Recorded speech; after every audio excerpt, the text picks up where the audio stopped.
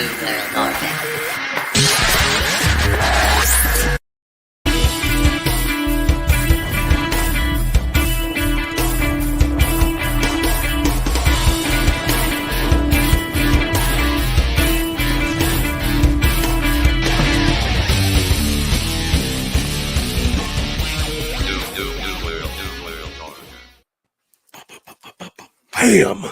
Ladies and gentlemen, welcome to the 15th episode, the big one, the big Meng, not the medium Meng, not the little Meng, but the big Meng. We continue our dive back into 1996 and fully immerse ourselves into the wonderful world of WCW, one of the hottest moments in pro wrestling. I'm good old Mike Belcaster, as always, joined by my lovely tag team partner here, the medium Meng himself. What's going on, Mike Belcaster? Episode 15, Bash at the Beach, 1996. We are here. Special guest. I feel like we've been building toward this forever. We got Matt's in the cooler. What's going on, man? Big deal to have you here. What's up, fellas? It's only appropriate that you guys have your very first guest for the Third Man episode. So am I the official third man? Hold on, wait. Take the hat off. I came with props, yes, baby. We got some Hulkamania for you. Hell yeah! I love it. Let me tell you something, brother. Listen, dude. Thanks for having me, fellas. I'm so pumped on this. It's so good to have you, and I've been really loving the episode you guys have been dropping for your summer series, SummerSlam 1997, the two-parters, and you guys did Bash at the Beach 1997. Really complimentary pieces that you guys had against each other. It was cool to see what was going on in the world of wrestling, and I guess just speak about those episodes, when it was like recording them.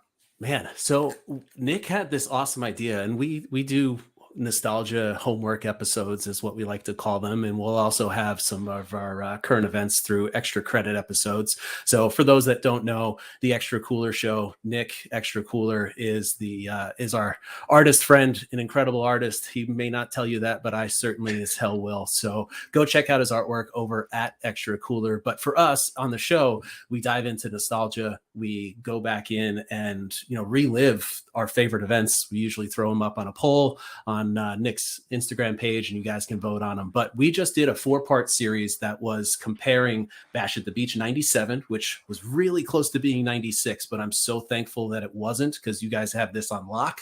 But 1997, we looked at Bash at the Beach versus SummerSlam. We reviewed all 4, and it's 4 buddies that like to drink beers, joke around, and have a good time and watch some old wrestling. So man, it was a lot of fun, and it was really cool to watch them week after week, side by side, and then, talk to you guys about it. So we had a blast, and I appreciate you guys for checking it out, and thank you for the kind words that you enjoyed it so much. Of course, absolutely, man. It's so great to have you on here, and obviously proud member of the Pod Foundation, coming together, and collaboration is what we do best. You mentioned beer. I mean, What's in the Cooler is one of the best segments, and that's now sponsored. I want to just say congratulations and pass that on. Extra Cooler, I mean, from the Turnbuckle Tavern to the Extra Cooler show, we just want to say congratulations for being sponsored, working relationship with Sloop Brewing in upstate New York. Talk about how that happened and what that feels like. Man, so we have been fans of Sloop Brewing for a very long time. They've been a staple here in the Hudson Valley. You Long Islanders like to call us upstate, but for me, once you get past Poughkeepsie, the trains stop, then you get upstate. I'm sorry, this New York talk.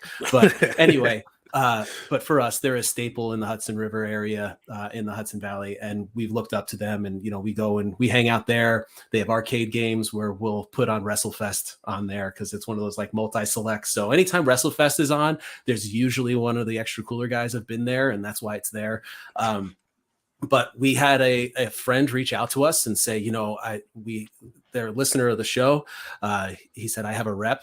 I own restaurants. I have a rep that works with Sloop. He put us in contact, and after about a month, Nick back and forth talking with them, we've got a partnership, man. So I've got some radiant beams from Sloop right here. So cheers. Thanks for keeping my whistle wet this evening. And man, it feels really good. And I'm excited because we're going to be able to start building a wrestling community here in the Hudson Valley. And we're going to be able to start off with hopefully some trivia nights over at the brewery. We'll be able to do hopefully some watch alongs. So some really fun things coming down the pipe for us in the Hudson Valley area. I know really niche for everybody here, but really excited, and Sloop's the best. So cheers, fellas. Yeah, dude, and congrats. Well deserved. The work you guys do. I mean, it's been great. You mentioned Nick's artwork, but the podcast is so good. You guys are such a good team, and it's an enjoyable listen every time you drop an episode. So I'm always on there listening when you guys drop it on Thursday mornings. Thank you. Yeah, those dudes have been friends for 20 years, and I'm the transplant. That's maybe they're closer to 30 years at this point, and wow. I've been around for about 15 to 16. So, but yeah, they've welcomed me with open arms, and they're now who I call my best friends. So we have a good time, and we hope you like it. So the anticipation's building. Let's just hop right into happy hour. We are already wetting our whistle because, extra coolers here. But we're going to talk about the newsletter from July of 1996.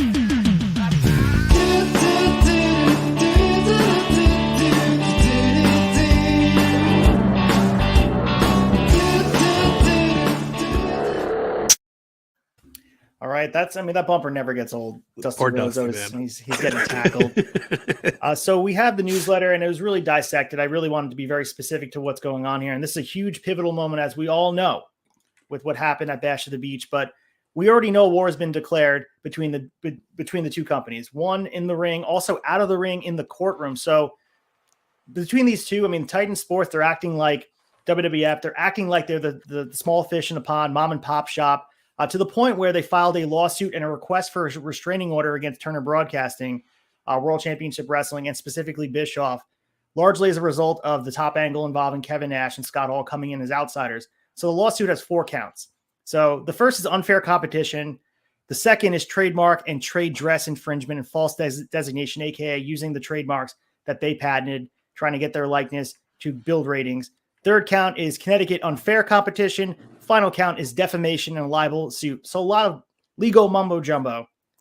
We always talk about pettiness in the Monday Night Wars, but Matt, what's your take on this with Vince McMahon being the small fish? And because 1996, they're not the conglomerate, the big powerhouse they are now.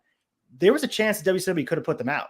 Oh, 100%. And you have to fight for his company, no? So if you're in Vince's shoes, and essentially they are creating one of the most iconic storylines in the history of professional wrestling, and they're doing it with this insinuation that these guys are still working for me, like, you got to come out guns blazing. So you got to respect for what he did. And at the end of the day, nobody, I feel like, ever wants to get to the courtroom side, but sometimes it comes to blows, right?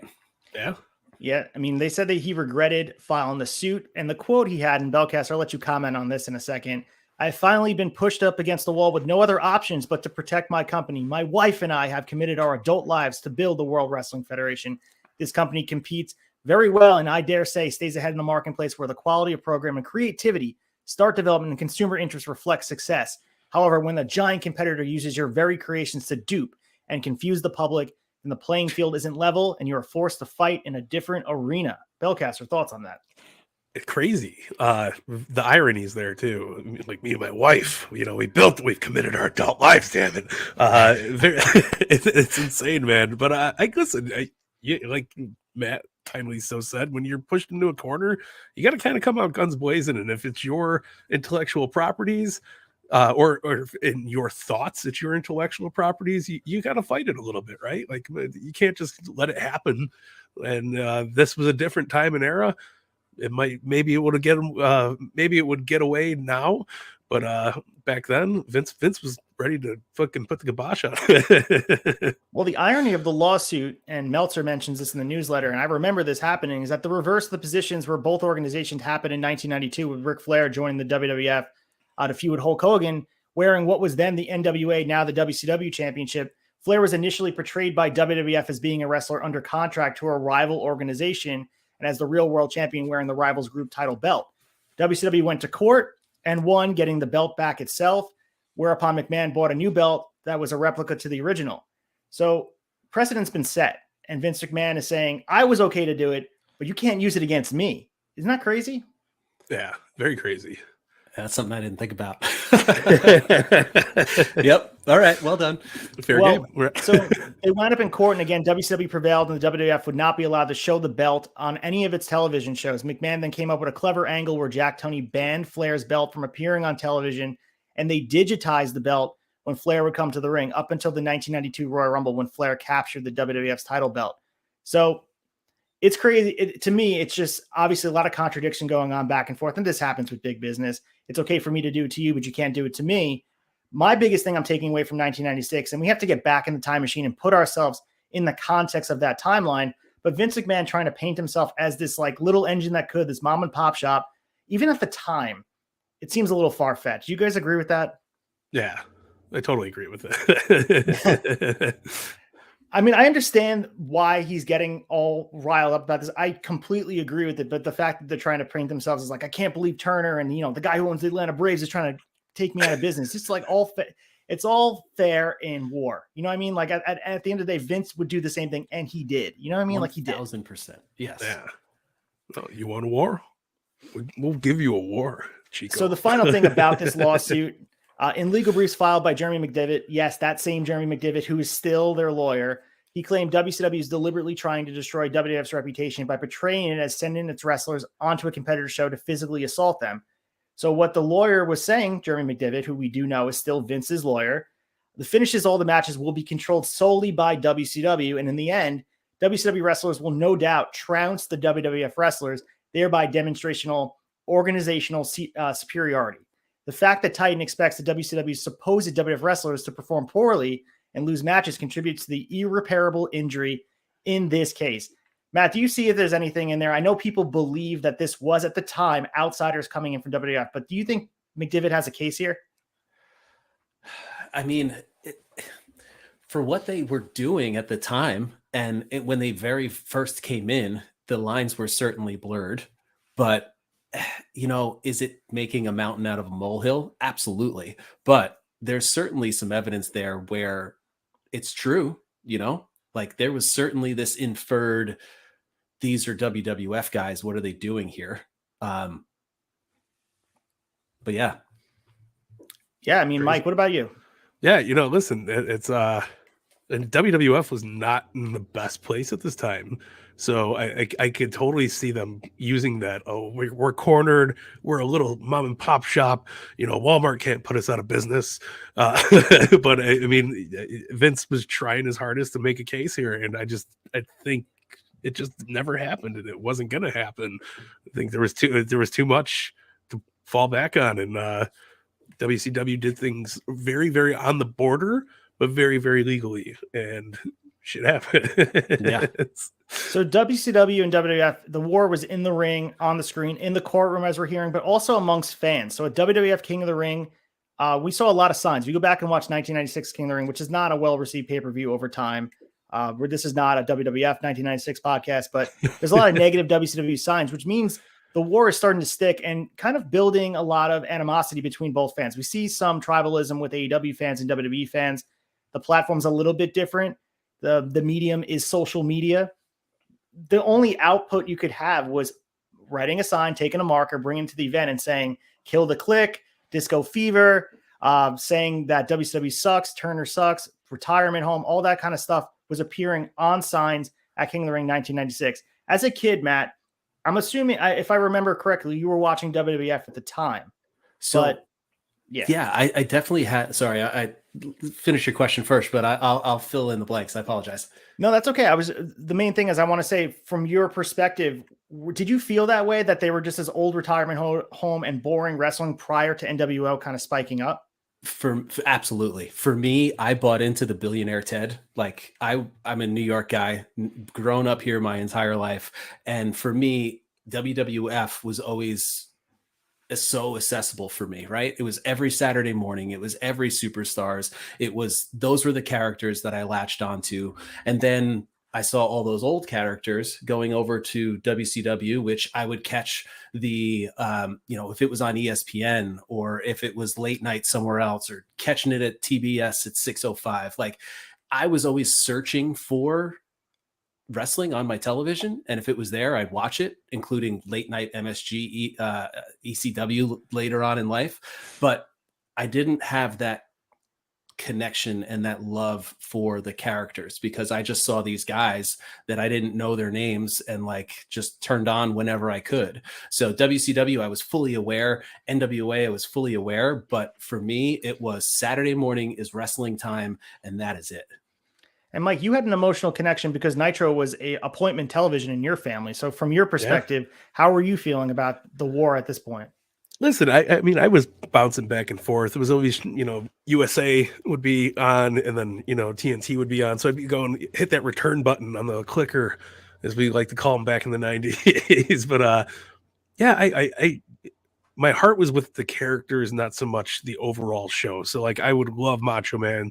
I'd be pumped to see Macho Man. I loved Shawn Michaels. I'd be pumped to watch Shawn Michaels. So it was never like a conflicting, oh, I have to pick one.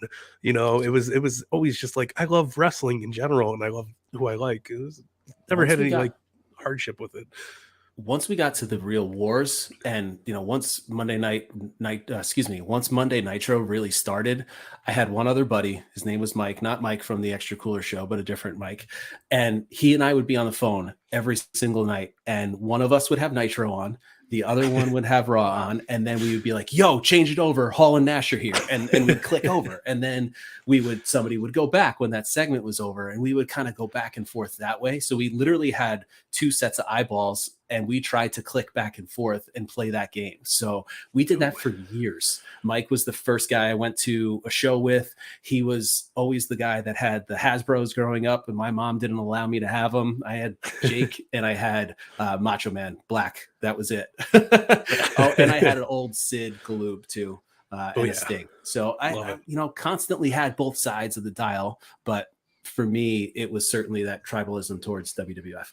There's definitely a loyalty that me growing up, I was a WWF kid. I was watching WWF at this time. So WCW was, it wasn't accessible. I mean, it was on TV, but it wasn't in front of you. You had to seek it out. And I felt like WWF was always right there. So when a guy would leave, like Hall and Nash, when they did leave, it felt like they were just gone. And it wasn't as, they're playing for the away team now. And it feels weird to say that out loud, but that's exactly what it felt like as a kid. But I did find these recently. I've got some old WCW cards. Oh, that is awesome. We're gonna have to trade. I got a stack downstairs like this big. Yeah, my stack was a little bit smaller. I've got some WWF ones too. Hell yeah. So as for the identity of the third party in the main event at Bash to the Beach, it's still a secret at this point when the newsletter drops on July 1st. So Lex Luger, which was the original plan, Meltzer says he can't see that happening because it would be almost the exact duplicate of the Steve McMichael angle, and it's too soon to do that again. It could still happen, but I don't think it will, according to Meltzer. Bischoff, Hall, and Nash were discussing names this past week, with Mabel as the top candidate, Crush being considered for a brief period and then dismissed. All of them agreed that Bret Hart would be the best candidate, and WCW even floated the idea it would be Hart on its hotline over the weekend. You'd think a lawsuit would be coming from that as well, but nothing came from that. Hart has turned down every offer thrown his way. Supposedly, Bischoff has in the past few days told Hall and Nash to trust him in this one, but admitted that if they bring in someone other than Hart, it isn't going to be Hart. It will come across as a letdown. It almost will be another WCW wrestler turning on the company, probably Sting.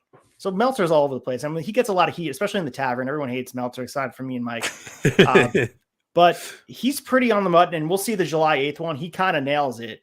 But consider all these other guys. Matt, go from here. If it's Mabel, do you think we're still talking about NWO? Do you think we're doing a Shot Nostalgia podcast on this? No way. No way. Even King Mabel, which was the best Mabel in my personal opinion, even Viscera too, but was the best Mabel, still not good. Still no good. Even Lex Luger, Sting, they talk about, and we even talked a couple episodes ago about Hakushi potentially. They're all over the place. And there's some truth to it. And Bischoff on his podcast doesn't really admit to any of this, but there's shoot interviews that talk about, because of the fact that Hulk Hogan has creative control, and we'll get to that part of the newsletter, he could change his mind at any moment. So you have plans, he could change them. And that's sort of the demise of WCW. Ultimately, in the end, these guys are pulling the trigger and able to say, I don't want to lose. I don't want to win. I don't want to do this. And he could change his mind on the flight over to Daytona Beach. And that's the scariest part, right, Mike? Yeah, no, brother, it's a rough one. Every time we hear a new name, I crack up, because it was just like thinking about how hard it would flop if it was like a Mabel. Can you imagine Mabel coming out?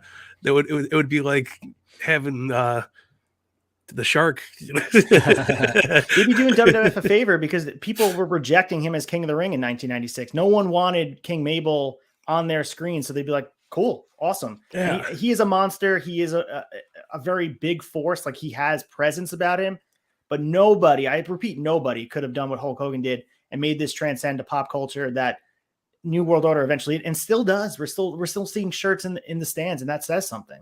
Yeah, no, 100%. The only person I think other than Hogan that could have possibly made it impactful would have been Savage. But even then, it still wouldn't have been as impactful as it was, because Hulkamania was kind of taming, but still running very, very wild. So I feel like they were building towards Savage doing it because they were teasing him being sort of insane. He's going crazy over the Elizabeth thing. He lost his title earlier in the year. I mean, I just don't think it has the same resignation because he already sort of borders on that edge of being a tweener. He didn't officially turn heel yet, but he's been heel in WWF. Hogan was always that white meat baby face in character, to be that guy that America doesn't turn heel. And when he came out, even when people were kind of sick of the character, the red and yellow, I don't think anyone truly believed it could happen until he dropped that leg on Savage. yeah, couldn't put it better myself.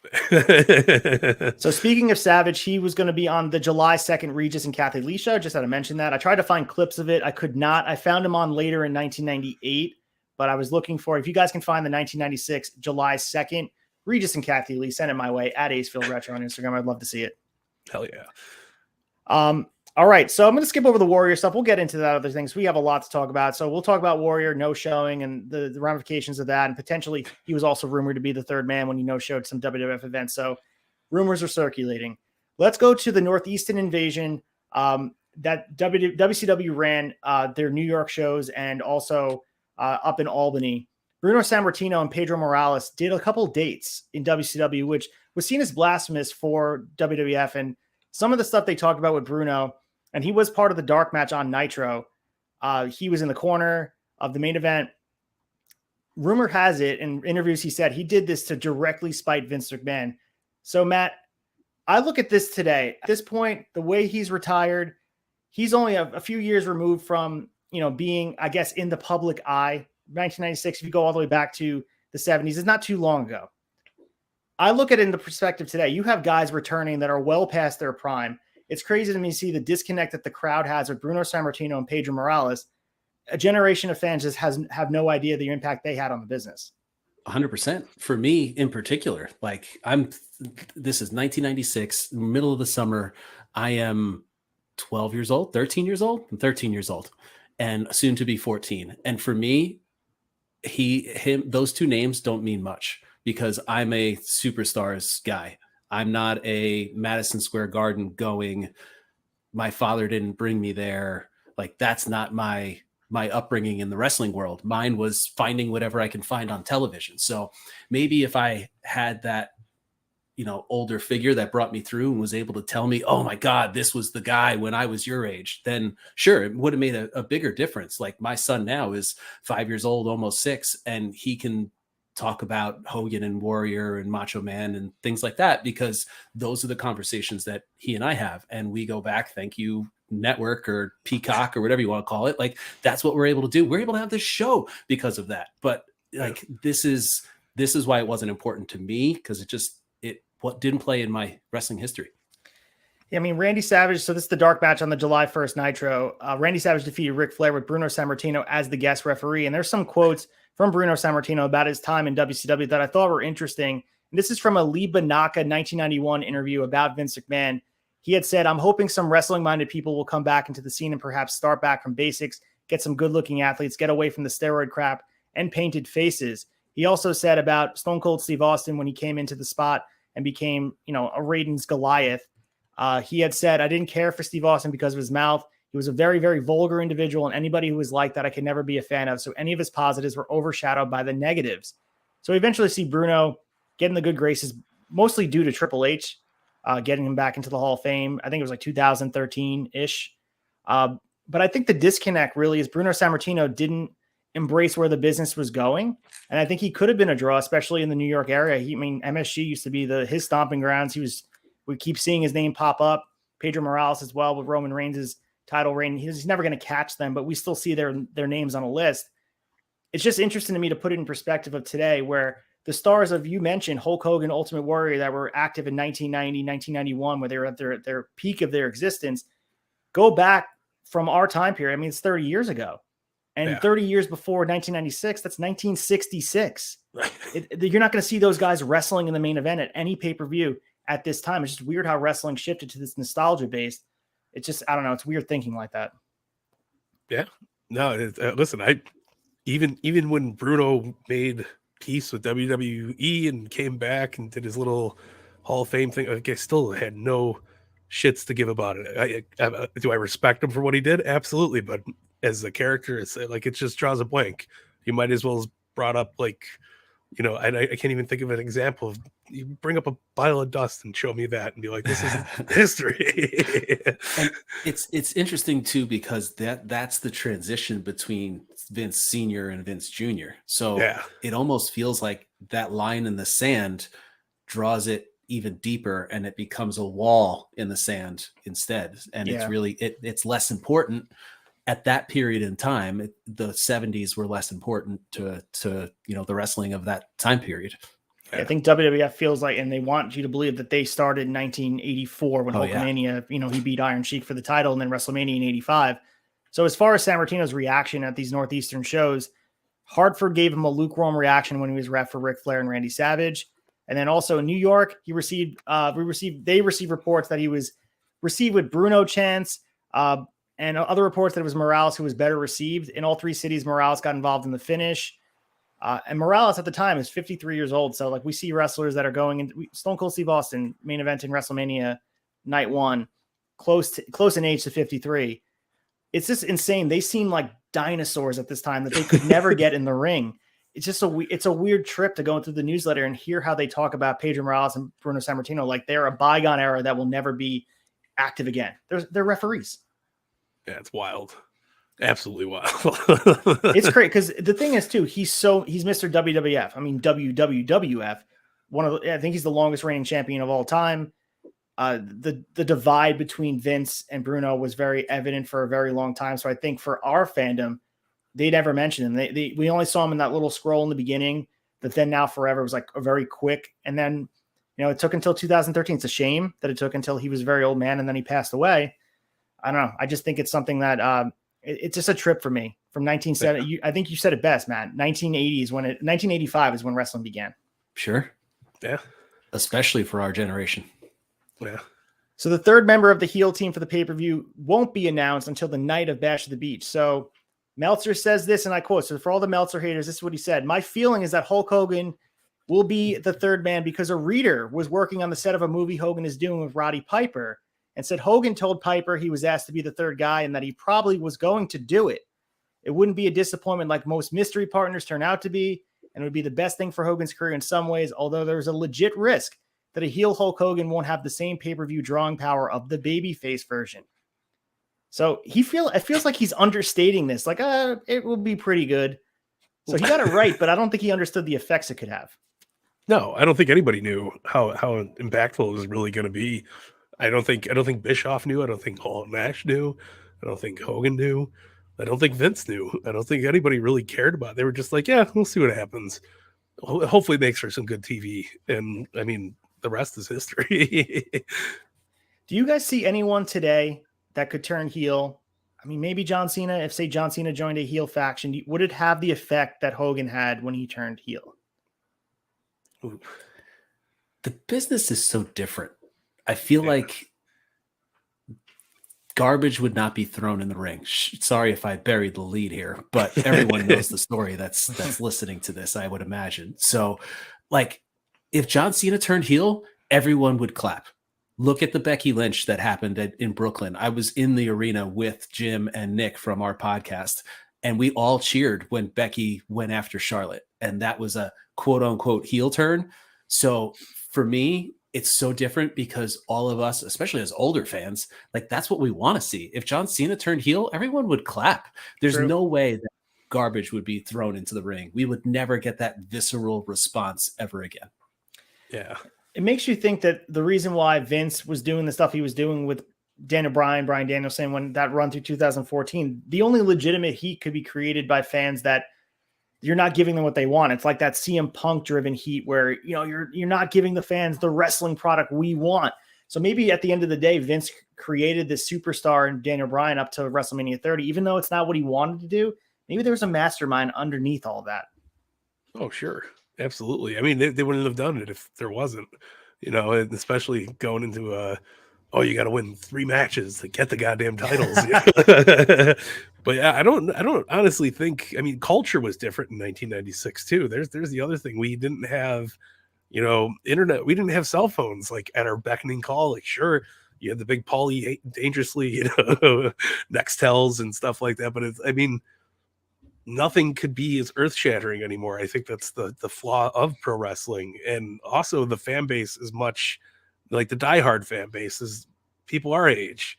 You know, Cena turns, we're all like, hell yeah, like it's about time. And the only people that are going to be upset are the kids that are there with their parents because their parents bought the tickets. And their parents are probably sitting there going, "This is great." Holding them up, shaking them. Like, I think the biggest heat I ever had for a show was when Rey Mysterio showed up at the 2014 Royal Rumble as number 30 and was supposed to be Daniel Bryan. And I was shoot mad. Like I was tweeting, and maybe that's what heat is in 2022. It can't be character driven. It has to be blurring the lines of reality and making you feel like, you know what, that was supposed to happen. Now I want to give my input about what I think should happen. And that's like the biggest work of it all, I think.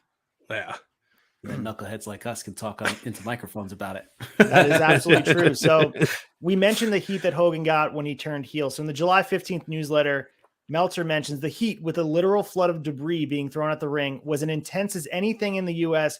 rings at a major arena since Jake Roberts and Love Machine were headlining Los Angeles for AAA. After the match, Hogan gave one of his best interviews in years. He called it a half shoot, half work interview. We're strong and focused enough that incited enough heat that some fans in the building were ripping up and throwing down their Hogan merchandise, and a few people were even crying. Man. So there were some people that were pumped about this, I'm sure, because everyone, like we talked about it all throughout this build, all the way from January until July. People were sick of Hogan. He was getting lukewarm reactions. The shirts weren't selling. They were giving out Hogan merchandise in the front row at Universal Studios because they just wanted his presence. They were trying to get return on investment. They took a risk here. And at the end of the day, like it's easy to say with foresight and say, brilliant decision. He's a WWF guy. He's the third guy. There was inherent risk there. And if this didn't go well, it could have, I wouldn't say buried the company, but at least you lost Hogan's investment, right? Yeah. That's crazy. Listen, like I said, culture was way different. There's probably a good amount of natural heat. People love throwing things too back then. You don't see any of that anymore. I feel like this started that though. Like, and this was, I remember on like WWF tickets, it would say no True. Throwing garbage or like no throwing things into the ring, no laser pointers. We won't talk about that. That started in 1998. I remember that appeared on the tickets. Yep. We haven't gotten there yet, but it's it's still like it all spawned from this. And then, you know, watching Hall get hit with a cup and as cool can be, man. But sorry, getting off topic. No, I mean, listen, up in every arena now does not hand out bottles. Or if they do, they take the caps off. They don't want you throwing stuff anymore. Everything's in cups. Everything's, you know, your souvenir cups, man. And you're not going to throw $30 out at the ring anymore. So yeah, I feel like this was a big thing.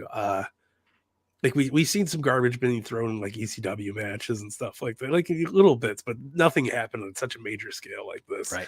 I mean, last time I was at a live event where garbage was thrown, it was in a fit of joy when the Islanders won their last game to force a Game 7 a year ago or 2 years ago at this point in the Eastern Conference Finals on the trip. It was the last game at Nassau Coliseum. They were throwing beers on the ice, and people, to me, it was embarrassing that people were doing that because it's dangerous at the end of the day. Yeah. But it's surreal to see it happening and these wrestlers embracing. You mentioned Scott Hall just slicking his hair back with the beer. There was a Ken that just barely missed Hogan's head. That could have, you know, gave him another black eye that he could have made a different story up with, like the jet ski incident or whatever. So at least we would have saw it happen and have the real story. Yeah, it's crazy. Different time. I wore the wrong hat tonight. I wore my Yankee hat, which I know we agree on. I should have worn my Rangers hat instead, but next time. I can't talk shit this year. I mean, the Rangers are a much better team. So I will listen. I mean, over my shoulder, you see some Islander stuff. I will just rest for this year. I'll be back out of hibernation. We'll talk soon. We'll talk soon. Absolutely. So apparently Hogan agreed to do the heel turn about 11 days before the show, largely because there was no place left in WCW for him, and he had chosen just to do so. He had complete creative control, and Hogan's contract with WCW was scheduled to expire after 2 more pay-per-view shows, the Hog Wild show in Sturgis, which we will cover soon, in Sturgis, South Dakota next month, and Halloween Havoc in Las Vegas, where under a sponsorship deal with Slim Jims, they had long promised a Hogan versus Randy Savage main event. They had to get there. No matter heel, face, heel, didn't matter. They had to give Hogan Savage with the Slim Jim deal, which is unprecedented. And we talked about the Slim Jim sponsorship. It paved roads for sponsorships in wrestling and also sports. I mean, Randy Savage, long gone at this point, is still very, very relevant as far as the Slim Jim brand goes, but conversation for another time. Since WCW largely focuses its company around Monday Night Television and pay-per-view buy rates, Hogan's huge contract became expendable. Chance that Hogan would be gone might have had that reunion that we got in 2002 all over again. Well, sooner, maybe you would have came crawling on hands and knees to Vince McMahon, but Hogan had creative control. And if he decided not to do it, what would have happened? Yeah, no, it's a thing. It would have, that's a what if component of everything. I mean, if he didn't do it, Hogan probably wouldn't have been working for WCW as long as he was. Who knows? I mean, eventually, if, like say, it was a Macho Man and it did pick up some traction, Hogan probably would have been like, "Hey, let me get in on this, brother." You know, seen the dollar signs on the wall. So, I mean, there's just too many variables to guess what ifs, but it's crazy, man. There was a legit fear basically up until the last day that Hogan would change his mind, as he's done in the past when it comes to major angles, according to Dave Meltzer, that would leave him laying or doing jobs that would elevate others in a parity position. A plan B contingency idea was that Sting would do a heel turn and join the Outsiders, largely due to the belief that too many people had speculated Luger, which was the original plan, or Savage turning, but nobody had speculated on Sting turning, and the company wanted, no matter what, a shocking finish, whether it's a debut or in-house.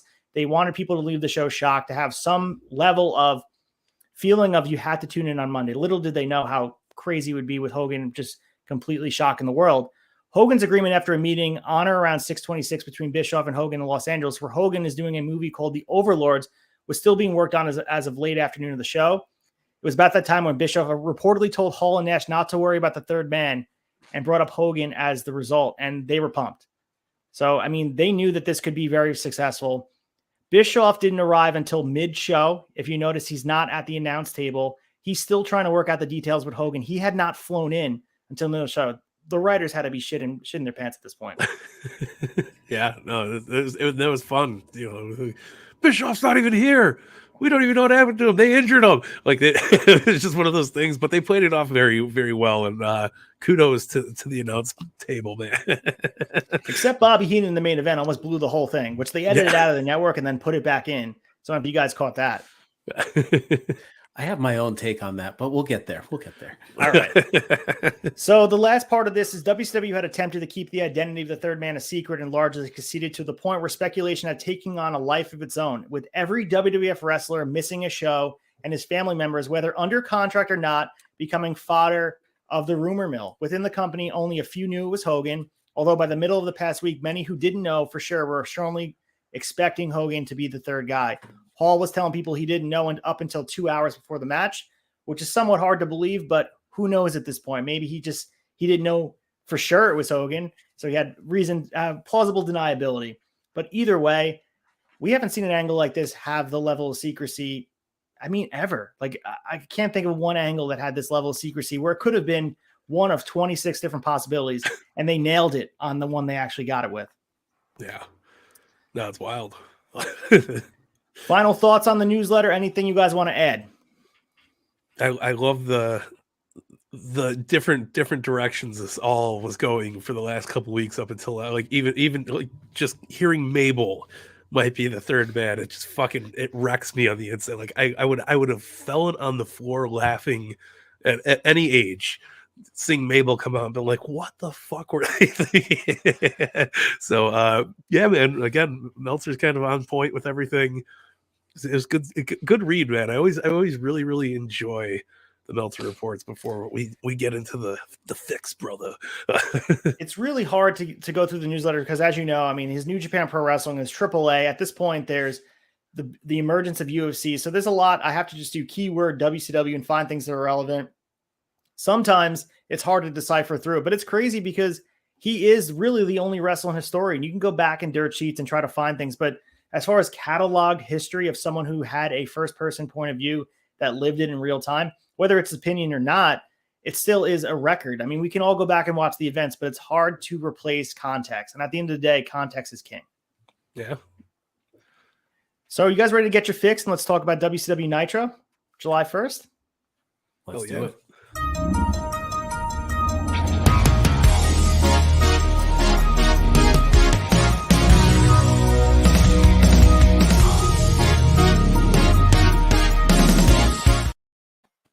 All right, it's time to get our fix for WCW Monday Nitro, July 1st, 1996, from Landover, Maryland, the U.S. Air Arena. Nitro live, anything could happen. We got the results on the bottom. If you don't want to be spoiled, look away. But our current WCW champs were as follows. Our world champion is the Giant, who won it back on April 29th, 1996. Our U.S. champion is still that good guy, Conan, and he's been holding the title since January 29th. WCW World Tag Team Champions are now Harlem Heat, who just won them last week. I'd like to thank Harlem Heat for being the graphic that got us over like 550 viewers. So Harlem Heat, we love you guys. Very toyetic. 6/24/1996. Our TV champion is Lex Luger, who still holds the title. I don't understand why he's still television champion. And of course, our cruiserweight champion, the Iceman cometh himself, Dean Malenko, won it back on May 18th, 1996. Our current champions, guys. Love it. All right, so we start with hour number one, our host, Tony Schiavone, Larry Zbyszko, and they're sitting at a lowly ringside table. So they're not usually at their perching spot. I think they're scared of the outsiders coming over. They're trying to be protected by the WCW wrestlers. DDP comes over and cries about somebody stealing his Lord of the Ring. So this is very similar to AEW with the MJF. What do they even call it? The Dynamite Diamond Ring. Yeah. You could tell Tony Khan is a WCW fan because a lot of things we're watching throughout 1996, even the emergence of these trios titles, the way they look, he is a WCW fan through and through. And I see you, Tony Khan. I see you. So we also, I mean, the thoughts of the Lord of the Ring. He was supposed to get a title shot, Matt. So we've been talking about this for weeks. Back at Slamboree, he won this a mess of a pay-per-view. So if you want to humor yourself, watch them have this. They had a bad belt bedfellows tournament where the tag partners were all mixed up. They had a tournament. They all wrestled each other. And then they had a battle royal of the winners. And the winner of that won a ring. They were supposed to get a title shot the next week on Nitro. Never happened. DDP still holds this ring. Never got a title shot. Nothing. So Yeah. that's It was a a little history clusterfuck. for you. It's a clusterfuck. It was the worst pay-per-view I've ever watched. We sat here in misery. Yeah. Oh, man. It was long. It was dreadful. It was really hard, but but this promo was nothing short of excellent either. Yeah. This was the shits, man. And yo, where's my ring? And he's checking everybody's pockets and shit. And they're like, that's the running gag for the whole episode. That was the part I enjoyed. I enjoyed watching him rummage through the random crew and like pushing people around and checking every single pocket along the way. It was entertaining, at least with that. But Yeah. DDP is starting to come into his own. We've been kind of seeing the growth of him. The Diamond Cutter's definitely over. When he hits it, the crowd goes crazy. And once his finisher was over, I think everything else fell into place and the character started to develop. But DDP started to come into his own. And I think it's going to be a little bit until we see the People's Champ emerge to rival NWO in 1997. But, I know you guys covered that at Bash of the Beach 97, where he is a prominent character. But Mike, you want to take the lead on the opening match here? Yeah, man. We had a banger and possibly one of the best matches of the night. We went right into Harlem Heat going against Rick and Scott Steiner. I thought it was a fucking fantastic, just beat the shit out of each other match. As always, what do you expect out of two tag teams built with greatness? Steiner's looked fantastic. The end got a little sloppy. Had some little cluster fucking going on, but it was still very enjoyable. Harlem Heat coming in hot, brother. Can you dig that? Yeah, so I mean, the Steiners hit a couple of big spots. The Steiner Bulldog off of Scott's shoulders when Colonel Parker crotches Rick was really good. These teams have a lot of good chemistry, and the WCW tag division is, definitely on par with where we're seeing in AEW right now. But WWF can't even rival this tag division. They're throwing out awesome teams, and it's funny. Luger and Sting were champions for most of the year. It's nice to see Harlem Heat get the titles and be a legitimate tag team. So, thoughts on this match, Matt? for me, this came out hot and it delivered right away from the second Booker T walks out on the cell phone. That to me was like, yes, I'm in. Let's go. But for me, we do when we do match ratings at the Extra Cooler show, we call it cans in the cooler, right? I gave this 4 cans in the cooler, coming out hot. I know it's super high for that one, but this like set the table as I started doing my homework for this episode and this guest spot, if you will. And for me, 4 stars, hot out the gate. Love it.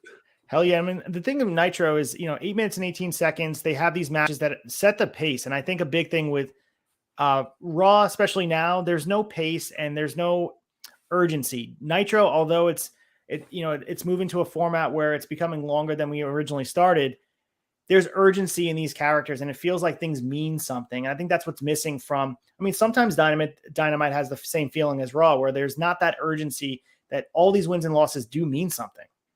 Yeah. So Gene Okerlund finds himself immersed in the Four Horsemen and the ladies. They reflect on the beatings of the horsemen that have dished out on the Rock and Roll Express. Joe Gomez, who's now Mike Belcaster's favorite wrestler, and the Renegade, who's that warrior wannabe who's showing up again, which is your 8-man tag main event for tonight. They clear out knowing Randy Savage match is coming up. What's causing all this? So Ric Flair, another great segment. He's been a highlight, and I think he's underrated in WCW 1996. He was champion, but it feels like he's understated, right, Mike?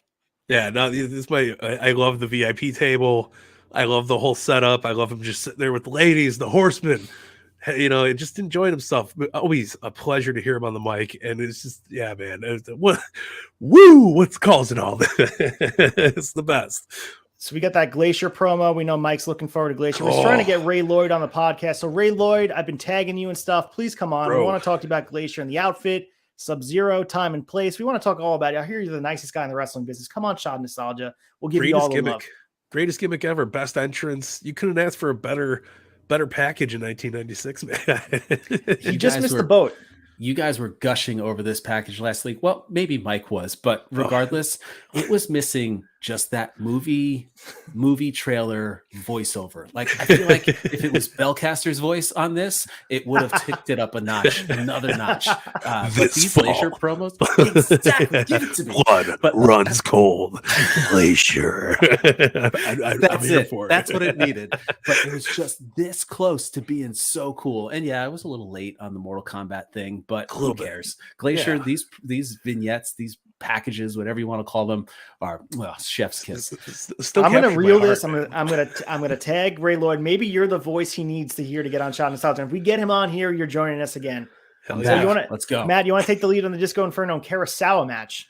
Oh man, I was lost. I don't even remember Kurosawa, to be honest with you. For me, it was definitely something that I did not recall from my WCW days. And man, at the end of this, Tony Schiavone for me was really what made me laugh the most, because at the end of the match, I know I'm hitting the fast forward button through this one, but there's a fat Elvis lookalike that comes out. It's the Disco Inferno guy, and they're really confused.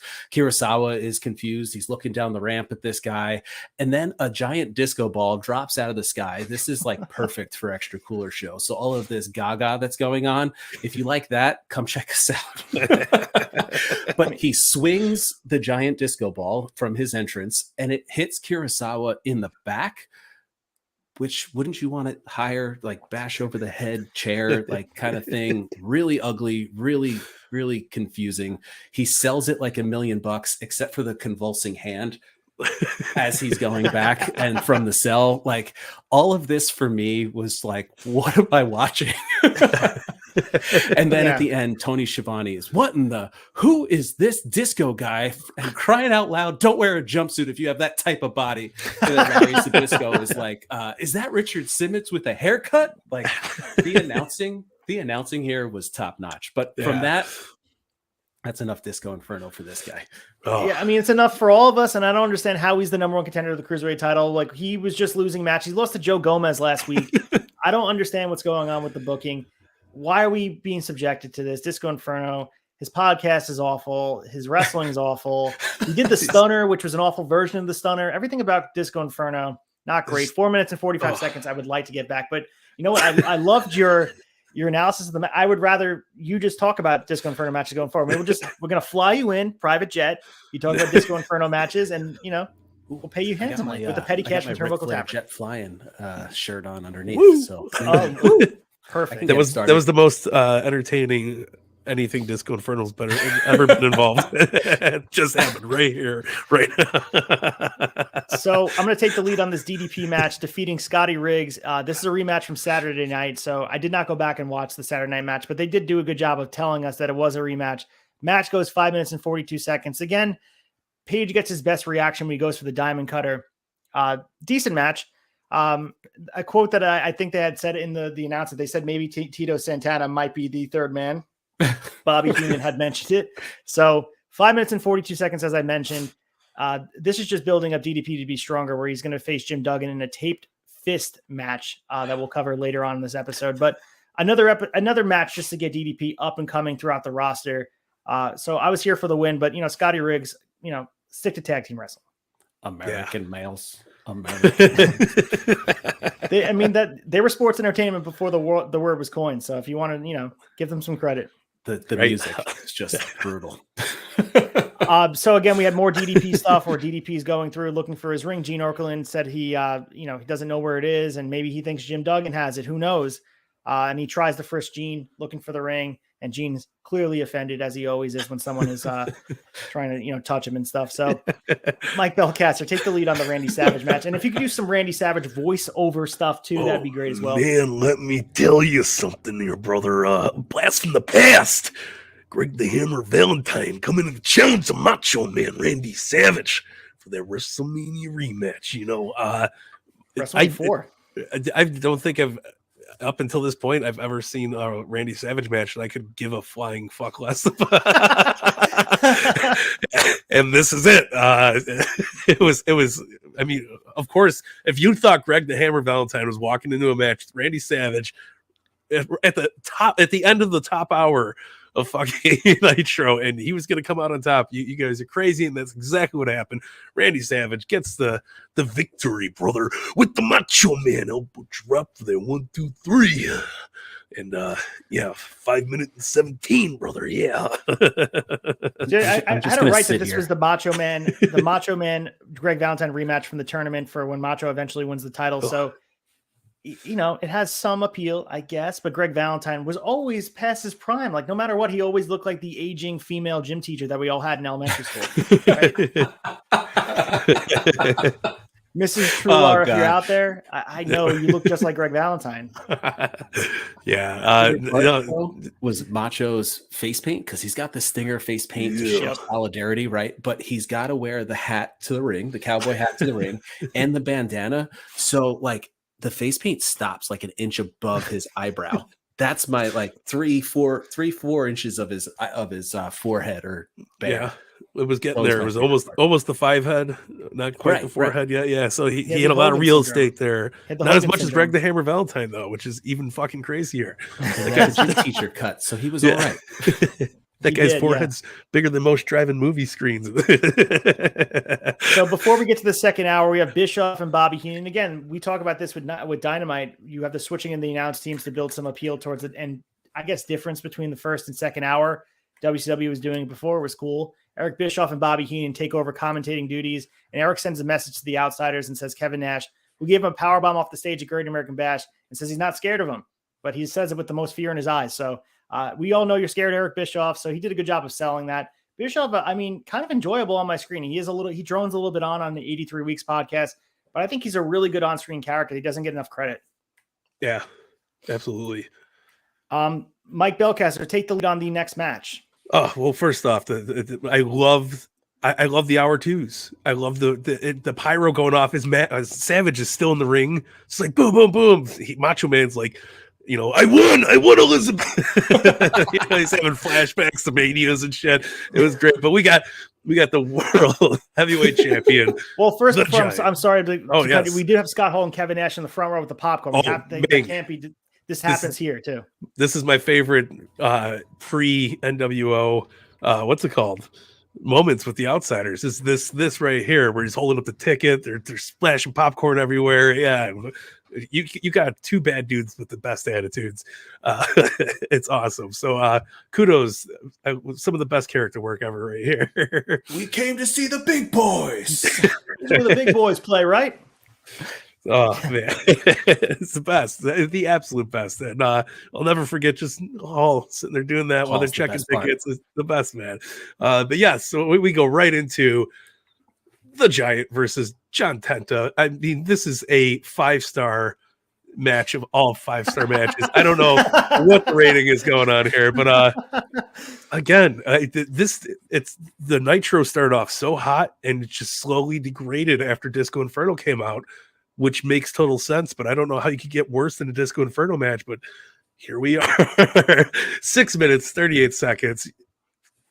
The Big Show, the Giant wins with a beautiful choke slam. And just get John Tenta. I'm sorry, man. Just go be Papa. Get off my screen. Is there a reason why Tenta doesn't have music? Sorry if I'm like disconnected, but like, well, is there a reason? Yeah, well, he had the Shark music, and at the time, Jimmy Hart, who was making theme music, had not created a new John Tenta theme, so he didn't want to come out to the new Shark music, so they had no music for him. I'm sure you guys have spoken about that, so I apologize. No, I mean, not the music specifically. Maybe. Just talked about him wanting to change the gimmick, and he's been the Shark for some time in 1996, and then they have the whole thing where he's feuding with Big Bubba, aka Boss Man, right? And he wants everyone to know he's a man, not a fish, and that's been the whole thing, and that's why we see a lot of what's going on with Bubba, and he shaves half his face at the end of this match, right? Yeah, and. My favorite line, though, is Bobby Heenan calling it a 12 on the Richter scale, throwing it back to Earthquake. I enjoy Earthquake, but I mean, time and place, wrestling's passing him by. Sure. 100%. Yeah. Go be Golga. Yeah, go be Golga. Yeah, only a few years later, he'll be holding that Cartman in the ring with the eyes. With one of the best theme songs of all time. Yeah, absolutely. So we had a Rey Mysterio highlight video interrupted by Hall and Nash. Somehow they have microphones. So how do they have microphones if they're just being at ringside? So all fans have access to microphones, right? Don't ask questions, Ming. Yeah.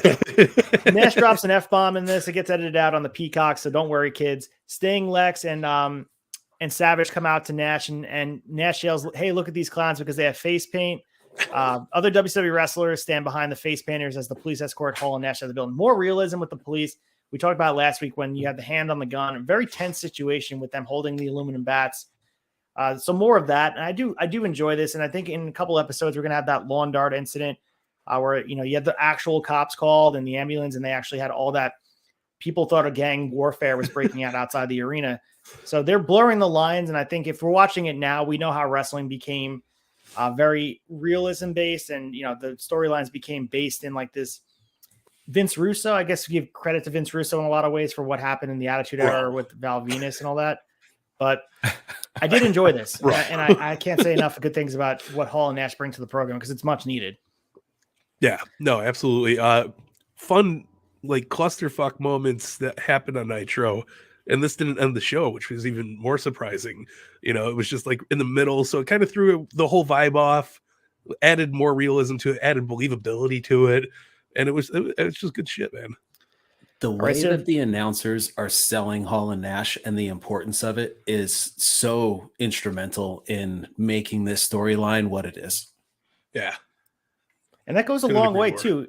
I know the Chads were talking about on the flagship about just announcing the Trios Championship and how they really made it seem very a quick passerby. They treated it as a Rampage commercial. So the announcers have a job to do. And I think it's been a lost art to have these announcers tell the story and paint the picture for us. And it's done beautifully here. It's point in case with Tony Schiavone, Eric Bischoff, Bobby Heenan, masters of what they're doing. They can learn a thing or two on Raw where like they're just dropping buzzwords. We need to hear what's going on in the ring and why we should care about what's going on. And what's it building towards?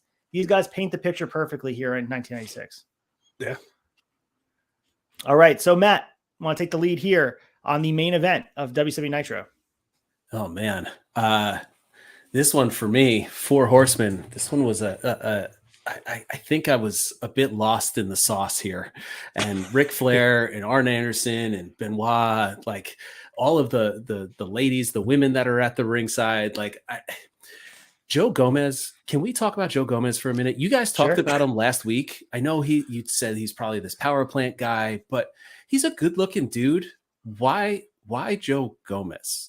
Like, is this like a reality thing? Is this like his real name is Joseph Gomez? But like, I feel like if this dude's name wasn't Joe Gomez, I would be able to take him a little bit more seriously. Am I like super off base here? No, you're dead on. It came out of left field, and it was just like, here, if Michael Buffer was the guy, like Joe Gomez, it was like, man, I know I'm going off on a tangent. I'm sorry. And love tangents. My notes for this match are not very long, so I apologize. But like my thing with Sean Spears when he was perfect 10 or whatever in NXT, my problem is that he always looked like, I can't even remember his name back then, which I guess is telling of my story here, but he always looked so generic and basic. Like he looked like he could be a buddy of mine, like just walking off the street and with he went to the gym and he worked out a little bit and he had a friggin' kooky haircut with some things shaved in his head. Like for me, that's where like the Joe Gomez name really lays flat with me. But man, for the match itself, trotting out Rock and Roll Express for a WWF guy and the superstars watching WWF guy like myself, I don't get the levity of it. The NWA, I know how important they are to the business, and I'm not trying to take away from that. And the fact that they're still going is absolutely tremendous and wild, and like, cheers to that. But like, for me, it doesn't do anything for me on the screen. So this version of Four Horsemen is what I truly enjoy. There's a lot going on. Woman, Elizabeth, and Deborah all on the outside certainly add to it. Woman in particular, like, really catches my attention over not only this episode of Nitro, but even more so when we get to the pay-per-view. Like, Woman is an all-star here. So I apologize for not delivering you the blow-by-blow of the match, and feel free to fill in the blanks for me. But for me, it was like Renegade, meh. Like Joe Gomez, just the name, meh.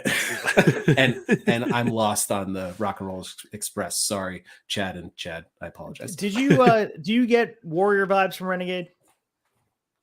Like they're like a cheap knockoff. Like you go into like the dollar store trying to buy a wrestling figure. Oh, this one looks like Warrior. I always thought that was the point of Renegade. Yeah, for sure. I just always assumed that's what we were trying to do here. This is Jim Hellwig, just a little different.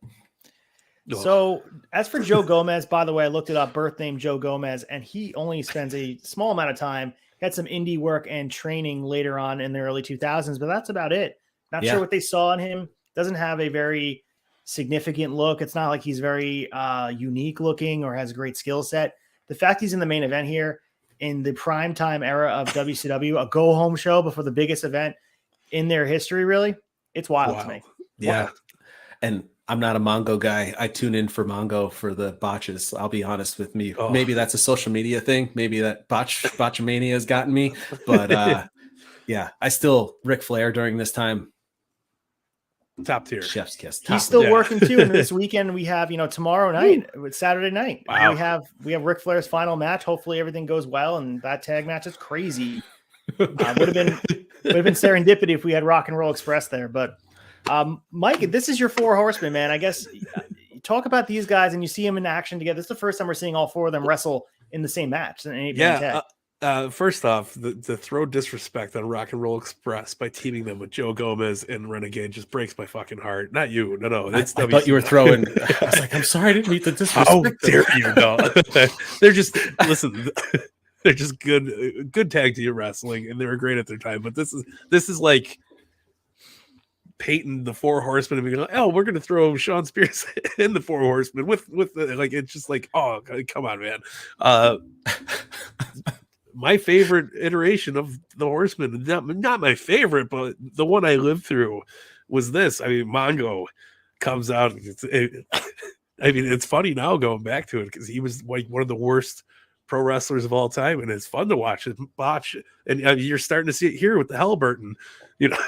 He misses right away. He fucks up the whole finish probably. It's like, oh man, but it wasn't a terrible match. We've seen so much better, but I mean, for what we had tonight on this Nitro, it was a good way to end the show, I guess. I mean, you're not a lot of pay-per-view buys coming off of this tag match. I just understand why they didn't do it the week before in Charlotte. They had the atmosphere in Charlotte with Flair, the Four Horsemen. They were hot for Flair. They refused to put him on the screen. Like, it made no sense booking wise. There had to be more to the story. Maybe Flair wasn't available. I don't know. Heat. Yeah, who knows? You don't pull them out in Chicago. You wait until Milwaukee. That's when the fans really go like, "Oh, you motherfucker!" the real the figure four to end this match was pretty vicious, as Flair is doing Flair and air humping in the air while he's locked in it. Woo! It's the best. So that ends our show. I mean, Bischoff and Heenan prepare to close out the show. When Bischoff gets word that something's going on in the back, there always is. The police is making Hall and Nash leave in their Corvette. So chaos as usual. We love that here. We love to see the ending. So that ends our go home show as we move on to Bash at the Beach. And before we do that, I wanted to share my beer, what's in my cooler, from a Northport brewery called Sand City Brewing in Northport. I recommend you check this out. This is called Toffel beer. It's a Belgium style table beer, which is pretty well done. I have a few of these 6-pack in my cooler, if you will. So it is a delicious beer. So I recommend you guys check it out. It's not quite our good friends at Sloop, but it's pretty good. It's a good Belgian beer, man. The Belgian beer, it's all about the yeast. I enjoy a good Belgian beer. Omegang in upstate New York in Cooperstown is where I went for my bachelor party over 10 years ago. But they have some of my favorite Belgian style beers, hands down. And I've moved on to the Juice Bomb, the OG, the killer from Sloop themselves. So I've got one more in the cooler. I'm going to try to make this last for the next couple. What's your feeling on sour beers before we move on to Bash at the Beach? Are you a big fan or not? Man, it depends where they come from. If you're any Hudson Valley again, sorry guys, I'm going to start talking about it as I have Hudson River style up over my corner. But Hudson Valley Brewery in Beacon, New York is hands down the best place in the world for sour IPAs. Anytime that I can go and pick up beers, I actually have to go for a buddy that I'm going to go see this weekend and drive it down to Jersey for him. But Hudson Valley Brewery makes the best sour IPAs in the world. They're not overpowering. They're just enough where you taste all of the fruit flavors and super apparent that it's a sour, but not overpowering to the point where like, oh, I can only have one of these, or I can only have half of this. So for me, I enjoy a sour, but really enjoy the sour IPAs coming out of Hudson Valley Brewery. I dig it. All right, let's hop into. I appreciate the feedback, and I love sour, so I'm definitely going to check it out. Let's hop into the event that turned Hulk Hogan sour and turning heel for the first time. Look at you! Cheers. That was a good segue. I'll cheers to that. Beach, July 7th, 1996, from Daytona Beach, Florida, Ocean Center. Our champs are all the same. Our host, Tony Schiavone, Bobby Heenan, Dusty Rhodes. Eric Bischoff's missing. We do know the story through the newsletter that he's trying to negotiate Hogan, making sure he gets and finesses and make sure he's good to go, putting the tights on. Like, Hogan, it's going to be great. Come on, you get out there. So no Bischoff at ringside. Mike, I'll let you start with this beautiful match. Rey Mysterio versus Psychosis. We just celebrated 20 years, even though he had a big gap of time where he was not working WWE, but that's fine. Whatever. Rey Mysterio had his moment. I loved it on Raw, by the way, but he is killer here. He's so good. And Psychosis, man, they're setting the bar really high for the cruiserweights. I don't know how you could start off a pay-per-view this great. This was, and if this wasn't the Bash at the Beach, this would have outshined the whole fucking show. And it did, really much did for me. I thought it was unbelievable. There was some nasty ass spots that you still don't see guys doing this stuff today. That Hurricane Rana off the apron that Mysterio does, where he jumps and then he's on the turnbuckle, the top turnbuckle, and he fucking hooks Psychosis and flips to the outside of the ring. Looks like he breaks his damn neck on the apron. It looked beautiful. The crazy plancha over the top, hits his leg on the guardrail. It's like, goddamn. And this guy's still wrestling at a high level too, and is in amazing shape. Rey Mysterio was 21 during this match. 21. God, crazy. I didn't know whether to shit or why am I watching when I was 21. I still don't. I mean, it's insane. But if you're looking for one of the best hands down matches of this year in 1996, this is it, man. I don't know how it gets any better. Rey Mysterio picks up the win. with the Rana. I mean, there was so much, so much invention in this match in its own. Where I was was watching it, going, "Wow, why don't we see half of this shit anymore?"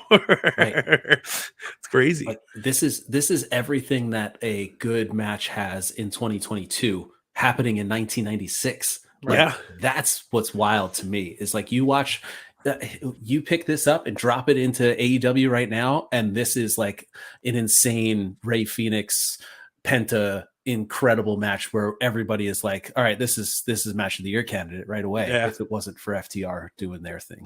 Sure. But Top regardless, yeah. like this, and the finish is not only just a Rana or a super Frankensteiner, it's coming out of what they called Splash Mountain, which looked to me like it was a super Razor's Edge. Like, and Psychosis is 25 here. So like 25 and 21 going at it. To me, 4 cans in the cooler. This was insane again. And another way that WCW came out and punched you in the face of like, sit down, strap in. This night's going to be awesome. 100%. Yeah, you guys said it best. I mean, and the other thing I just want to mention is having Mike Tenay at ringside to talk about the history of these guys, because it's not just a one-off match that, like these two guys in masks like to wrestle each other. They have history, and they mention in AAA, ECW, WCW. It spans across many different continents. I mean, and they work in Japan too. Like, there's a lot to be said about making it feel important by acknowledging the history, and I don't think that's done enough in wrestling. I know Tony Khan does that a lot in AEW, and it makes things feel important. It's the reason why you watch. There's stakes. There's things on the line. So amazing match. Not only that, but you guys have talked about it throughout, Shot of Nostalgia here, that what they did with lucha style wrestling and just gradually riding it in and putting it in, and Tenay coming out and being able to be the man with a mask. Like, for me, like this is so good that he's able to come in right out of the gate and call the match like a lucha match should be called. And it makes that style even more, what's the word I'm looking for? Like, you want more of it because of Tenay. And it's so good. And where WWE, WWF failed with their ventures of trying to bring in, AAA guys. Yeah, 1990. I think I misspoke last year. They did the 1997 Rumble where they had all those guys from CMLL and AAA come in, and it just falls flat because you're like, who's this guy in a mask? I don't understand what it is, because they treat them as such. They like, the announcers have no reverence for the characters. They treat them as geeks. These guys treat them as Mexican legends. And even at a young age of 21, you felt the importance of Rey Mysterio, and you knew he was going to be Hall of Fame level wrestler, eventual world champion in WWE. That's crazy to think of. Yeah. If you would have told someone watching this live on pay-per-view, opening Bash to Beach 96, this guy will wrestle Kurt Angle and Randy Orton in the main event, WrestleMania 22, and win the title, would they have believed you? That's crazy. Like, who's Randy Orton and Kurt Angle? Who's Bruno Samartino, damn it? Yeah. Another, just a quick ad, like 15-minute fucking opener. Solid. Yes. You couldn't catch a breath during any of it. Like, it was like, wow, like this is glued must-see television. And saying that now doesn't hold the importance that it did in 1996. So imagine being in 1996, you're wearing your starter jacket, you're ready to fucking roll. Georgetown. I had Georgetown. Yes. And then you see this, and it's like, God damn, man, just phenomenal. For me, Dusty calls Ray the future of wrestling. And Bobby Heenan says the other one has hair like Peg Bundy, and that one really popped me big time. It's funny too. The announcers were calling, aside from Mike Tenay, they were calling them by the wrong name. They were calling Mysterio Psychosis. They were unsure who they were, because at the time they were just guys in masks, and they really earned their keep. Yeah. All right. So Gene Okerlund was in the back with U.S. champ Conan, and then we go right into John Tenta versus Big Bubba. This is a Carson City silver dollar match. So essentially it's just a sock of quarters on a pole match. So all you guys need to know is they put a sock of quarters, not a mad ball like Santana and Ortiz have, on a pole. The length of this pole is ridiculous and gives away the finish if you really think about it. I mean, it's easily 20 feet long. Bobby Heenan gives away the finish in the commentary if you also talk about it. We see John Tenta get the win here. 9 minutes long. Again, John Tenta proved he's not a fish. He's a man. Not a good match. All you need to know, I mean, it's literally, it's a roll of quarters in a sock on a pole, and it's every bit as bad as you probably think it would be. Hit fast forward until you start seeing Jimmy Hart climb the pole at the end of it, because that dude climbs it like a cat and then climbs up there, and he's all happy and coming down, and next thing you know, he's got to meet Tenta face to face. And man, his swinging that madball looking quarter sock thing was, whew, that was one hell of a swing. And it's wild too, because we think about Boss Man. I mean, great wrestler. I mean, to me, I love Big Boss Man throughout, the corporation, or also early on, and the golden era, and also Earthquake. It's just like these two guys met each other at the worst possible time with the worst gimmicks. And I feel like if this was a different planet in a different company, it would probably be decent. And it's just not. It sucks. Yeah. This is like Bizarro World Wrestling. That's exactly what's going on. And like, I got nothing. This was a sleeper. 9 minutes too long. This could have been a 3-minute match. Jimmy Hart just ruining the whole thing by climbing like a kitty cat. Right. Matt, save us and talk about DDP and Jim Duggan, because I mean it wasn't much better, but at least DDP's in it. What's everyone's thought on Jim Duggan? I want to hear more. I know that you guys talked about him recently on an episode of like, you I think it was Ace saying that you like Jim Duggan growing up, but like, is anybody taking him seriously during this match? I don't think anyone ever really took him seriously. All right, true, touche. But like, why is this match happening?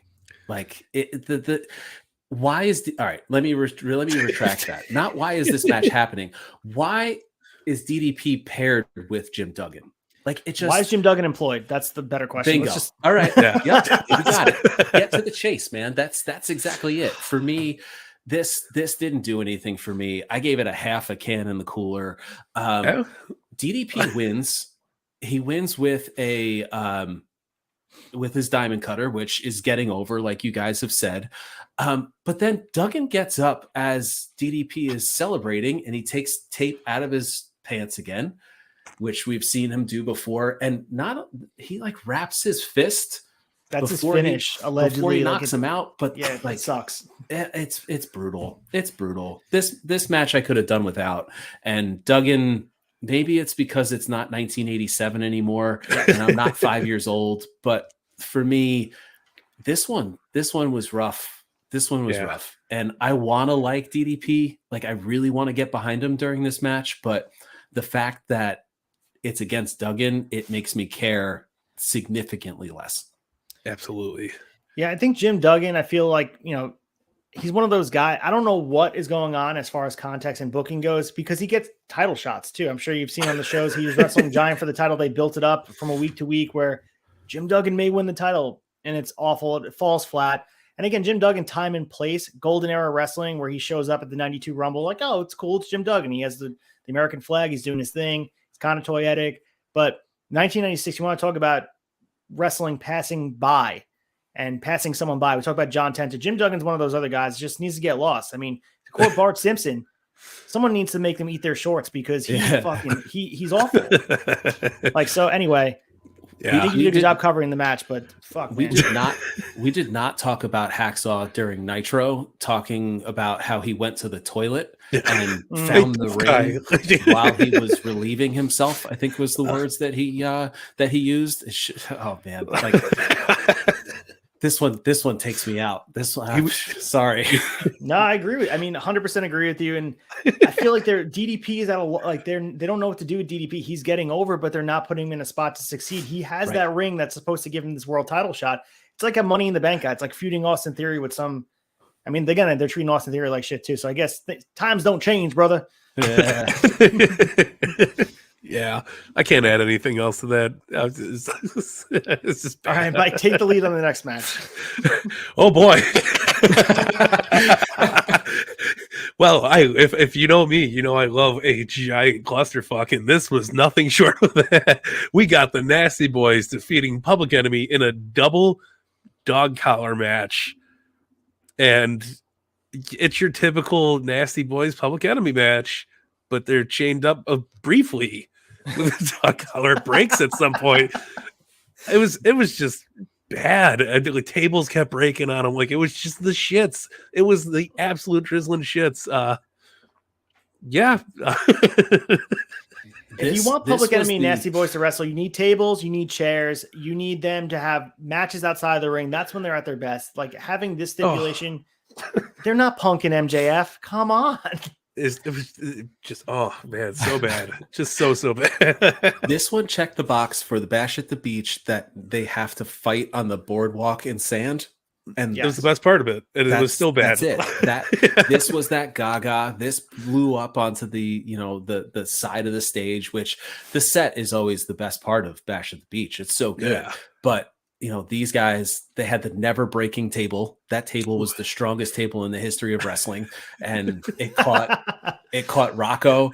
It caught a elbow from Sags onto Rocco, and it still didn't break. Like, that was the most impressive part of this. So 1 can in the cooler for the match, 1 can in the cooler for the table. I'm going to. The inflatable sharks were a nice touch, though. I did have to say that. Yeah. I did like, and the he sold it like a champ after getting hit by an inflatable shark. I mean, that was like backyard wrestling shit. You would just take the inflatable shark and sell it like you were dead, like a chair shot. That's next time I'm in Chicago, I'm coming for you, BELCASTER, with this inflatable shark, brother.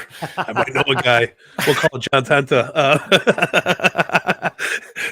Shit, but yeah, there was not much to this. It was your typical like, oh okay. I did appreciate the commentators talking about the sand for a little bit. The announcers loved this match. Dusty, I feel like in particular. Like, he probably booked it. Yeah, exactly. The Rock, man, you're gonna get an inflatable sock. They wear the jerseys and everything. Right up in the face with it. No, the sock was in the last match, not the shark. It's a sock, Daddy. It's a sock. Not one for your feet, one for the ocean, if you will. He goes, they beat each other until they could barely walk. Oh man. All right. Thank God for Dusty. Moving on to the next match, we have Dean Malenko defending his Cruiserweight Championship successfully. Easy for me to say, pal, against Disco Inferno. Again, we are unsure why Disco Inferno is getting the title shot. He gets the win over Joe Gomez. I mean, loses Joe Gomez and then is able to earn the shot last week. It makes no sense. Disco actually looked pretty strong here, which was weird because Dean Malenko has been booked like a strong Cruiserweight champion. You could tell that they want to build the Cruiserweight division around Dean Malenko. He is, I mean, who else is better than him as far as technicians and Cruiserweights go? I think he's a very underrated worker. The Texas Cloverleaf is also a very cool variation of, we all know is the sharpshooter, but the Texas Cloverleaf needs to get its love as well. No one does it better. I don't think anyone else has done the Texas Cloverleaf. I think Edge did the Executioner was similar to Texas Cloverleaf. When you don't put the leg in between, you just push it back. So this submission needs to be brought back. Someone needs to bring it back. Yeah. I know Dean Malenko was working in AEW as an agent. It'd be awesome. Sheamus done it? He might have. That's a good. I'm gonna have to look that one up. I'll get back to you. I'm a big fan of Texas Cloverleaf, and again, he gets a submission. Malenko delivers the Tiger Driver, which is a nice little setup move he has there. I mean, Disco Inferno, he attempted to win the match, and he looked more sustained. This is the Disco Inferno I remember seeing, because when I would turn WCW on in brief periods of time, Disco was kind of portrayed not as the geek character we've been seeing, but more as the mid-carder who was getting wins here and there as a very recurring character with this gimmick that was goofy. So this is Disco Inferno I was familiar with, and I was happy to see him lose. Let's just say it that way. I was happy there was no disco balls involved. And this might have been my favorite Disco Inferno match because Dean Malenko beat the shit out of him. Yeah. As he should have. Yeah. That was actually the extent of my my notes. Malenko dominated as he should. Yeah. So we won't make anyone go over the next match because I don't want to waste someone's turn on this one. Steven Michael defeated Joe Gomez with a tombstone pile driver. This was something that should have been on TV. No reason to talk about this match any more than it was. Unless you want to. By it. I was surprised by it. I think this may be one of Mongo's best performances. That's actually not too far from the truth. I mean, it's really low bar. It's a low bar. Yeah, sure. Yeah. But Joe Gomez, if you have a pro wrestling T-store, I think we need to get Joe Gomez shirts made. Yes. Just saying. All right. Let's go. Joseph Gomez. Let's go. I'll text him on his next break from stocking the shelves at Walmart. Last week was Target. This week's Walmart. Yeah. We're still blaming Joe Gomez for the lack of figures, no matter where you go. Yeah, distribution issues. Thank you, Joe Gomez. That's true. All right, so we have the next match here. Matt, I'll let you take the lead on this. Is a good match to get into, and I want to hear your cans in the cooler on this one. Oh man. So I don't think I'm looking at my notes. I don't think I put cans in the cooler on this one, which is it's a shame. I apologize. I talked about Woman from Nitro as being really captivating to me. And we had the backstage previously with Mean Gene. He's there with Flair, Liz, and Woman backstage. And my favorite part about this piece is Woman is caressing and distracting and really feeling up Mean Gene Okerlund here. And Gene is selling it like $1 million. Like he's totally into it. And then he turns and he's like, no, stop. Stop.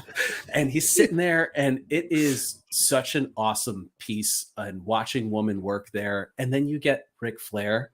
Does anyone remember what his little line was that made me so happy? La cucaracha. Woo! he was, this whole little package made me so happy. This peak Flair right here. This is the Flair I want to see every single time. This is the Flair I want to see on Saturday. This is the Flair that like is just so good. But Conan, this is still AAA Conan right here. Yeah. This isn't K-Dog yet. This is tassels on my gear. This is straight up half Bret Hart, half My Chemical Romance jacket when he wore it to the ring, like Black Parade type stuff. Like this Conan was awesome. And they put on a hell of a match. There was some Gaga involved with Liz and Woman on the outside. Flair is playing all the hits. He's flipping. He's doing the face first flop. He's flipping over the ropes. He's begging for forgiveness in the middle of the ring. Like everything here was awesome. They put over Conan like he was a legit star, which they should have here because of how important he was in Mexico at this time. But the finish gets really sloppy when Liz is distracting the ref. Woman is coiled up with her high heel, and they talk about it being like a 4-inch spike. And she is just standing behind on the side of the ropes, waiting for Flair and Conan to get there. And finally, she comes up and starts swinging. But this is where, like, I've made a point on the Extra Cooler show in the past that HD TV and us being able to see this so crystal clear really hurts the spot. And there's a spot where she comes up and cracks Conan right in the temple with this 4-inch spike of a heel. But you're able to see that she's really guarded. She's swinging really slow, and it feels less than. And you feel like because it's HD and it's not scrambled and it's not on a 13-inch TV on the top of my kitchen, like refrigerator, like I was probably trying to watch scrambled pay-per-view at this point. Like for me, it was a great match. They put Conan over huge, staying in the ring with Ric Flair. And the finish just took me down a couple notches because it felt a little sloppy. Yeah, and for some context, the shoe spot has been done throughout this whole year. I mean, the title's been cost for the heel. So someone either had a foot fetish on the creative team or like, I don't know. They were into, it is a vulnerable thing to get hit in the eye. So I think a lot of people with the high heel, it was very visual for people, especially when Hogan got hit with the high heel earlier in the year and he was wearing the eye patch. Whenever they do an eye spot, I think it really resonates with fans. I mean, you think about Jon Moxley with the spike on Jericho's jacket. It's a very visual thing, and people know how sensitive their eyes. Think about when you get anything in your eye. It feels it's get an eyelash. I'm selling on the floor like Ric Flair. So, but on the spot here, I'm giving it 3.5 stars or 3.5 cans in the cooler because I really enjoyed the match for what it was, and I love the fact that they treated Conan with the respect he should have had. I know he's the U.S. champ at this point, and Flair wins the title back, but like for me, putting Conan over was a big deal here, even in a loss. 100%. Yeah, I mean, the thing with the U.S. title too, I mean, they're treating it with a lot of importance. Putting it on Ric Flair is a huge deal, and the fact that he was a world champion only a few months ago, now he's the U.S. champion, it makes that title feel very important. And that's not something we have anymore as far as mid-card titles feeling important. Yeah. And it wasn't like a shit squash match. I mean, it was a 16-minute match. This was great for Conan, and, as the Mexico world champion. I'm all here for it. All right, so we have our next match here, and it is the final match before we get to our main event. We have the Giant and Kevin Sullivan with Jimmy Hart at ringside, taking on Arn Anderson and Chris Benoit. So again, teaming. This is my favorite iteration of the Horsemen as far as teaming goes. I love Arn Anderson and Chris Benoit. I think they complement each other really well. Chris Benoit, we just talk about him separating the character from everything that happened outside the ring. Great wrestler. I mean, he might be the ideal wrestler as far as in-ring work goes, and some of the best wrestlers today model themselves after what Benoit was doing in the ring. This match was really good, in my opinion.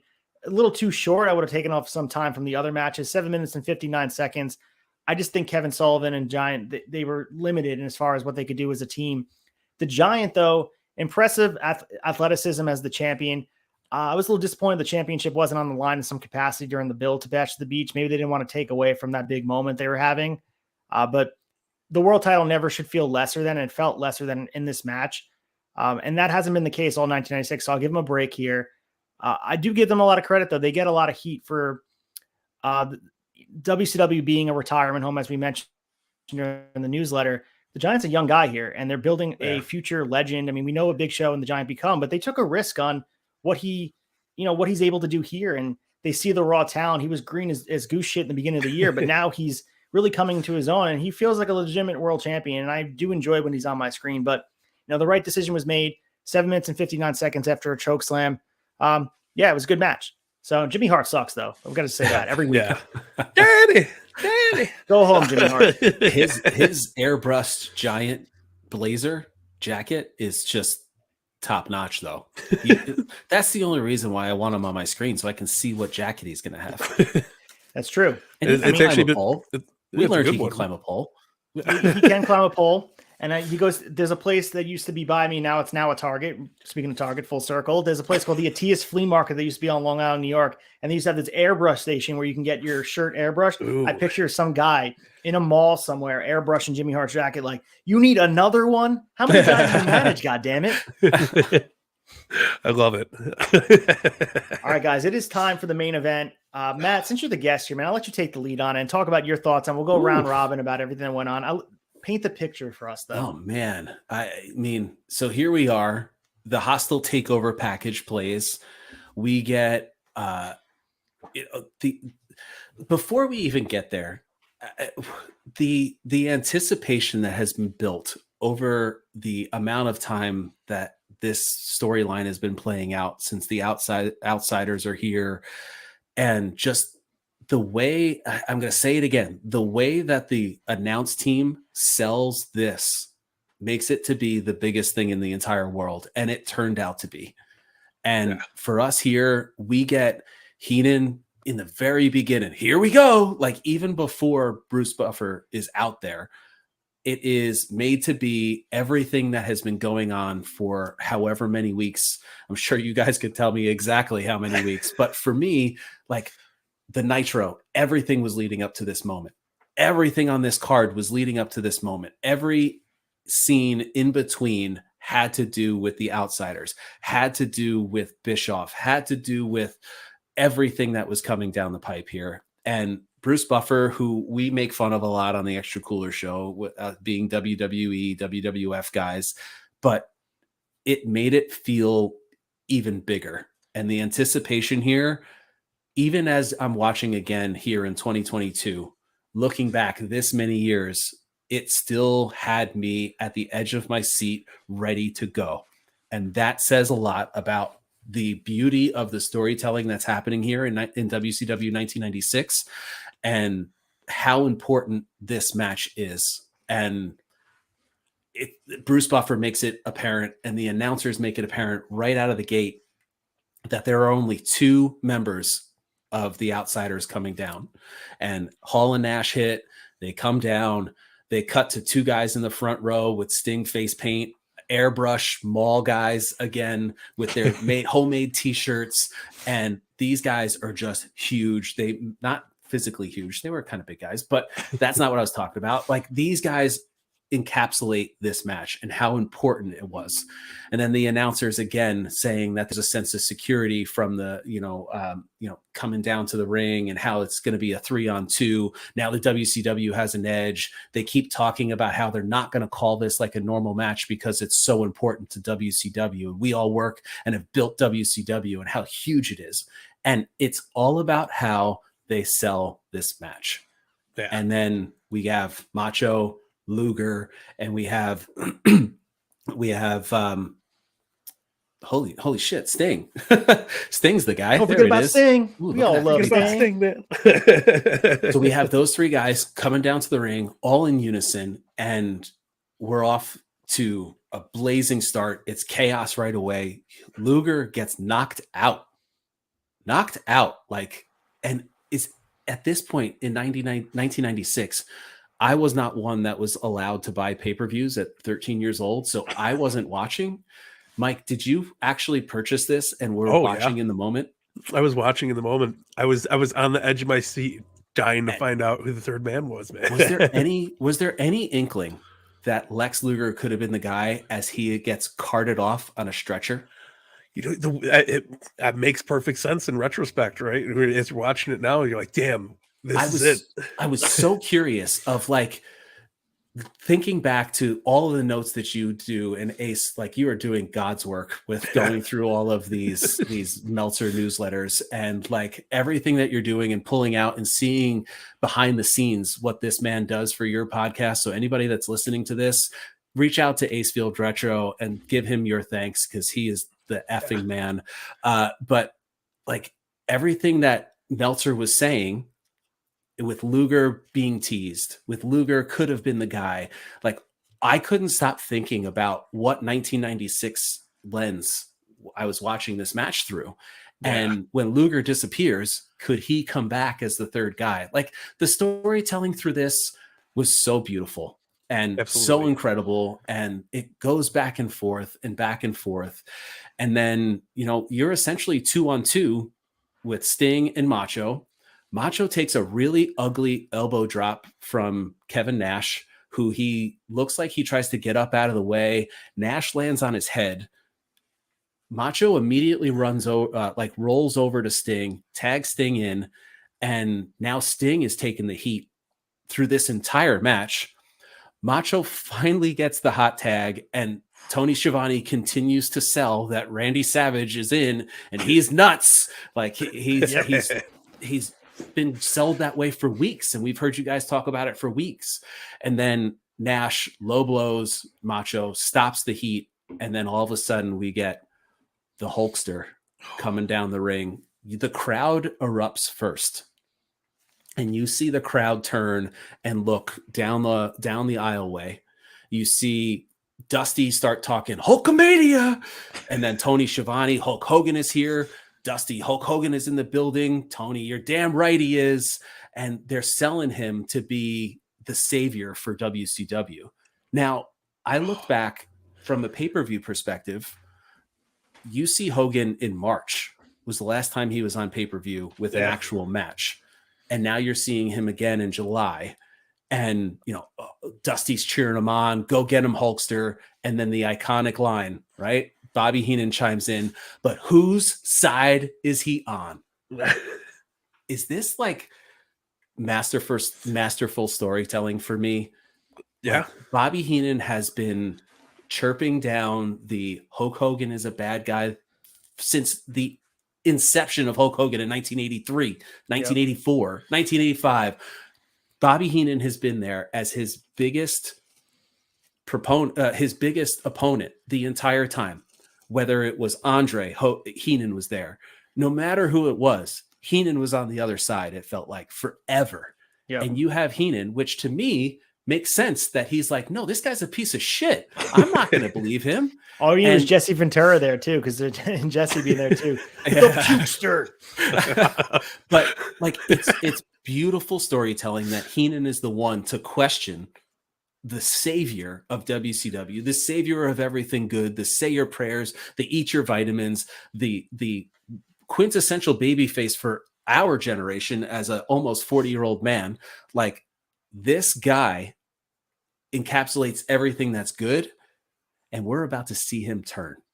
Yeah. And it is just, it's friggin' amazing. Absolutely amazing. And, you know, one of you guys feel free to take away what it actually happens in the ring. But like, to me, this is one of the most iconic storytelling that has ever happened in the business.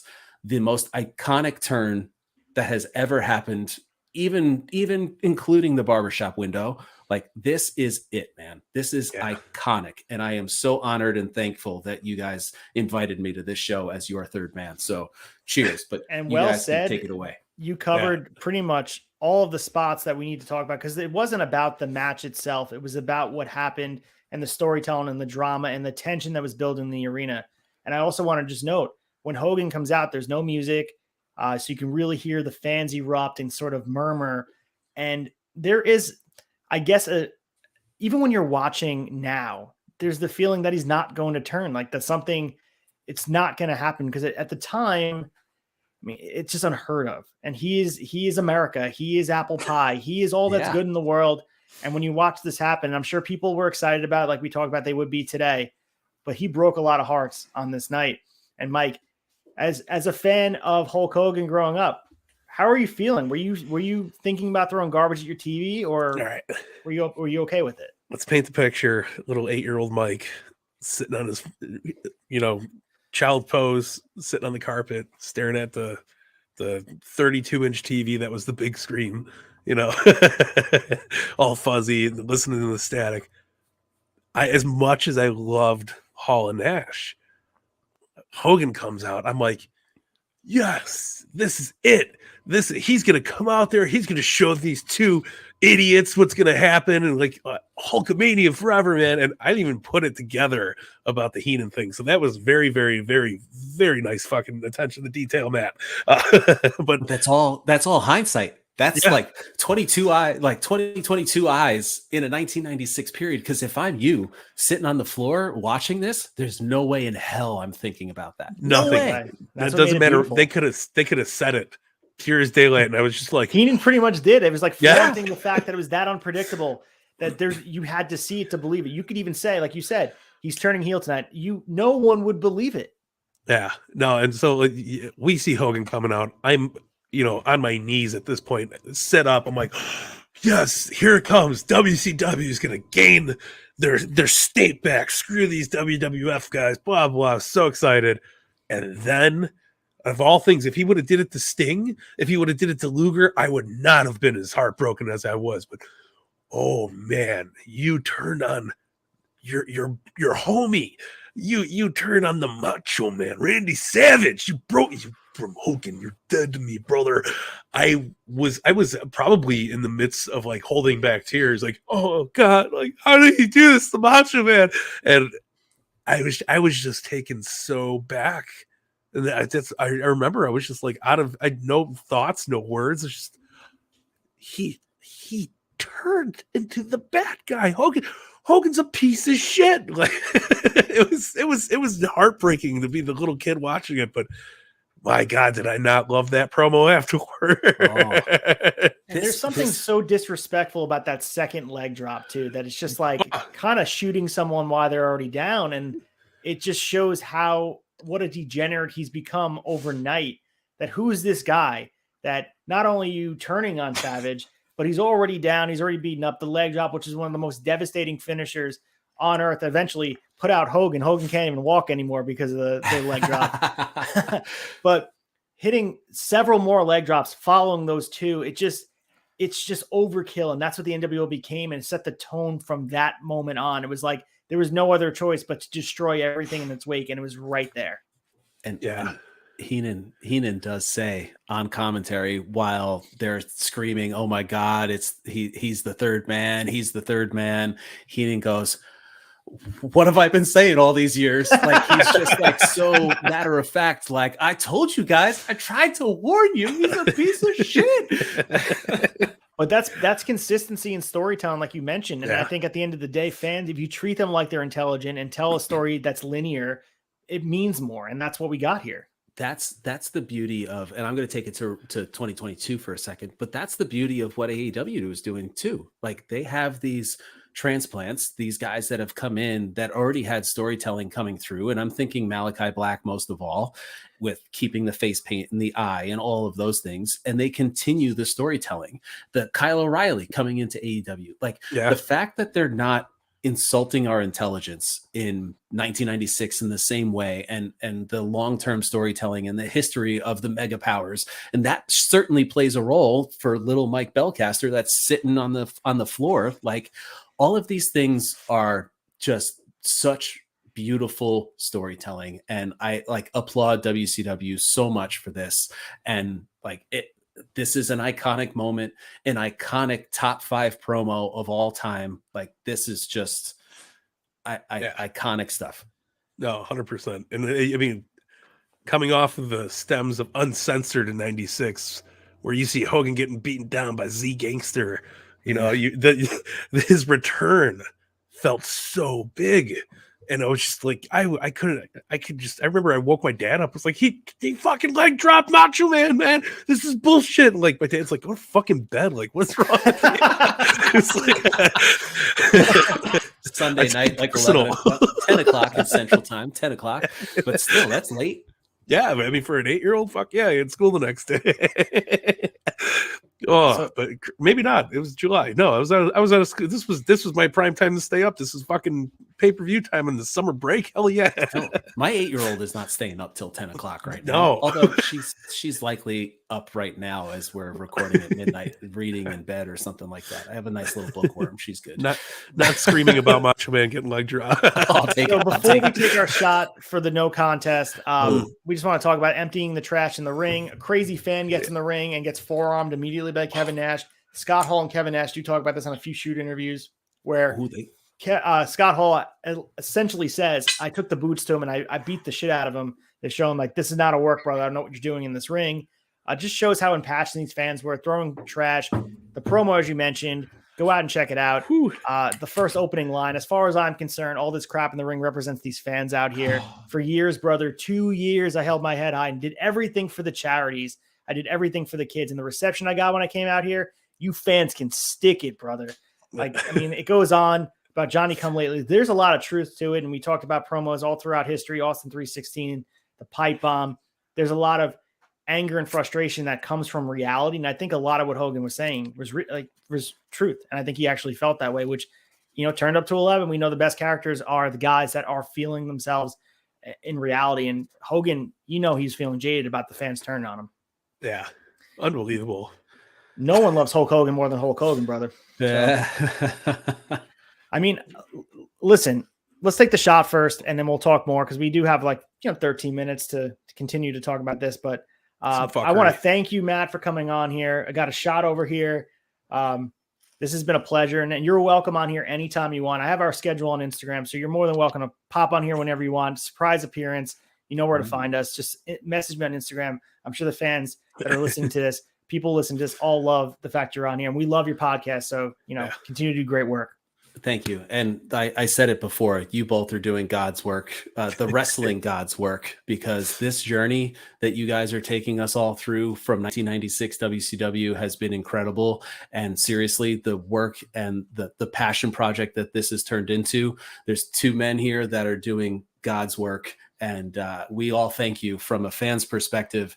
Thank you guys for doing what you're doing, because if somebody needed to do this, and this is the perfect place to start. So cheers to you both. To Big Meng, Medium Meng. Big Meng, Medium Meng.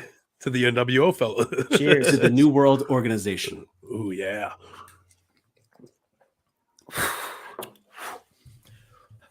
That Jameson hits, baby. Yeah. Woo. Gets the nips hard a little bit, for being honest. So we talked about the third man being rumored to be Bret Hart, Jeff Jarrett for a second, Lex Luger, Sting, maybe Mabel, Hakushi. The fact that it was Hogan, it aged perfectly like a fine wine, like a barrel aged Jameson. It just became, this is a moment that will live forever.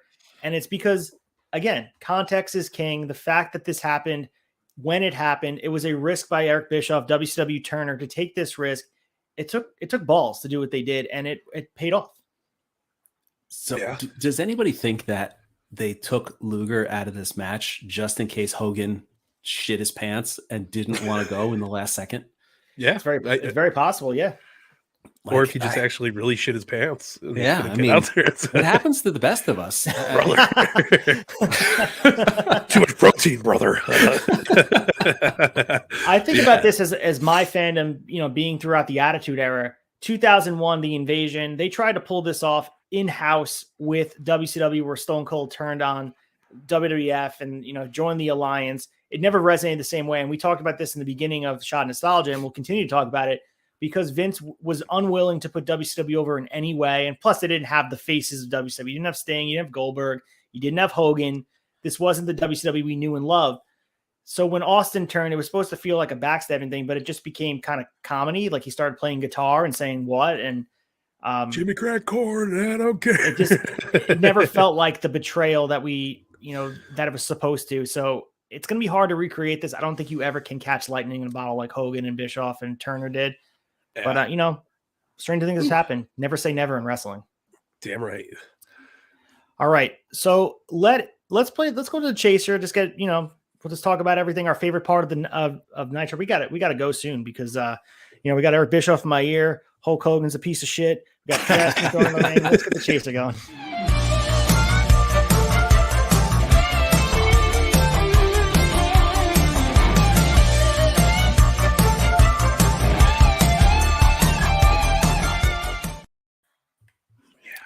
All right, so for the chaser, every week we will pick our favorite part of the 2 nights of Nitro. So let you start, Matt. Pick your favorite part, whether it's a match or a segment or, a historical event that happened in front of us. Mine was easy here. From the Nitro and from the pay-per-view itself, it's all about the announce team. So for me, it's kicking off the second hour of Nitro and that promo that Eric Bischoff cuts, staring into the screen, staring into my soul as I'm watching this, however many years later. Like the promo that he cuts on Hall and Nash, telling him that he's not scared, was easily my favorite part of Nitro. And there were some great matches on here, and we talked about how it kicked off with a 4-can match for me. And then it was the way in the pay-per-view how they really sold this moment. And the moment happened, and the moment is incredible, and it will live in infamy forever. But the way that they make it the most important thing on your television screen, even more so than the title, which I've had my complaints about AEW and not making the title the most important thing. BELCASTER's been subjected to me saying that too many times. So, but this was real. This made it feel like this was the biggest thing in the world, because it was. And the way that they sold it throughout the entire time, Dusty, Shivani goes unsung hero right here, and even Heenan. So for me, it's all about the announcers. It's all about the salesmanship for everything that was building towards this moment that we just got to enjoy and watch again. Great choice. I mean, I echo your sentiments 100%. I mean, the obvious choice has to be the moment and where it lives. I mean, match wise, I have to mention Rey Mysterio and Psychosis, just because of the great matches that it was far and few between that we were getting, or few and far between, however you say the saying. I've had a shot in the cooler. It's just one of those things that you have to appreciate in context. Like Rey Mysterio versus Psychosis, you saw it on Dynamite today, like you said, it would just fit right in, but you have to put it in the understanding that John Tenta and Big Bubba followed it. The Carson City Silver Dollar match. And, Jim Duggan's also on this card, and the Nasty Boys and Public Enemy are stinking up the joint. We were not seeing, they were trailblazers, and the Cruiserweight division deserves just as much credit as NWO does in revolutionary WCW, and having them really put WWF and put fear in there, the fear of God in them, that they were going out of business, because they don't get the credit they deserve. Everyone thinks it's Hogan and all the stars and Nash and Hall, but Rey Mysterio, Dean Malenko, Psychosis, Chris Jericho, when he eventually gets there, you get there for the stars, but you stay for the wrestling. 100%, man. Yeah, I mean, obviously, the turn is the big thing, but big love to Rey Mysterio and Psychosis again, one of my favorites. I mean, guy just doesn't get mentioned enough, and he was this good. And what did you say? He's 25. 25. Rey Mysterio 21. Guys fucking stole the show before there was a show to steal. It was the best, and it really made the rest of the card just feel so underwhelming. Especially when you got the John Tentas and Joe Gonzalez is coming up. So change his last name, goddammit. It's a shoot, baby. He's gonna be filling Kmart next That's it. We're gonna go back in time and make him Stalker and fucking He's the one putting all the Kane Ultimates out. He's stocking the shelves with all Kane Ultimates and Batistas. He's putting the Macho Man ones right in his bag. But yeah, no, I mean, iconic moments, especially done so well, and I can't. I mean, you painted the picture so perfectly. So much history here, so much beautiful. Like this is literally lightning in a bottle. The whole that it's just we'll never see anything this big ever again in our entire fandoms. And I don't think wrestling in general. Times have changed too much. There's no going backwards, and yeah, nothing will ever feel as big as this did, and it still holds up to this day. You still felt it when Hogan comes down that ramp. I'm on my fucking knees again on my carpet at 8 years old, going, "Don't do it, don't do it," and like emotionally, it kicks you right in the gut, especially like being the Hulkamania, the Hulkamaniac brother at that age, and you see Daddy come down and just turn and destroy everything, especially on the Macho Man. It was just like, it's killer and very, very well done. You don't get a better end of a pay-per-view with a better start of a pay-per-view. The inside of the sandwich sucks, but the bread is fucking done phenomenal. Kasha bread, baby. It's crust. All right. Well, let's close the tab. The lights are coming on in the bar. Just starting the jukebox is blaring and your ears are ringing. Let's close the tab and get the final wrap up in.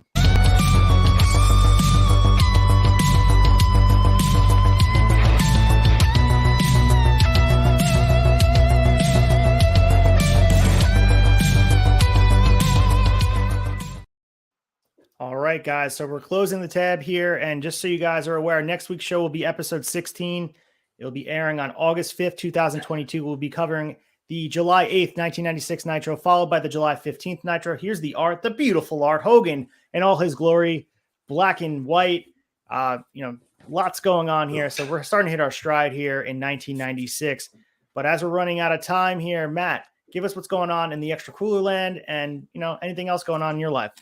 Awesome. We just finished off our Summer Spectacular, as Ace, you told us earlier. So we did 4-part Summer Spectacular where we broke down the 1997 Bash at the Beach, 2 episodes, then 2 episodes of 1997 SummerSlam. You guys are watching this, obviously, because you love wrestling nostalgia, and I'm just begging you to give us a chance. So come on over, check out the Extra Cooler show. I'm sure that we will not let you down.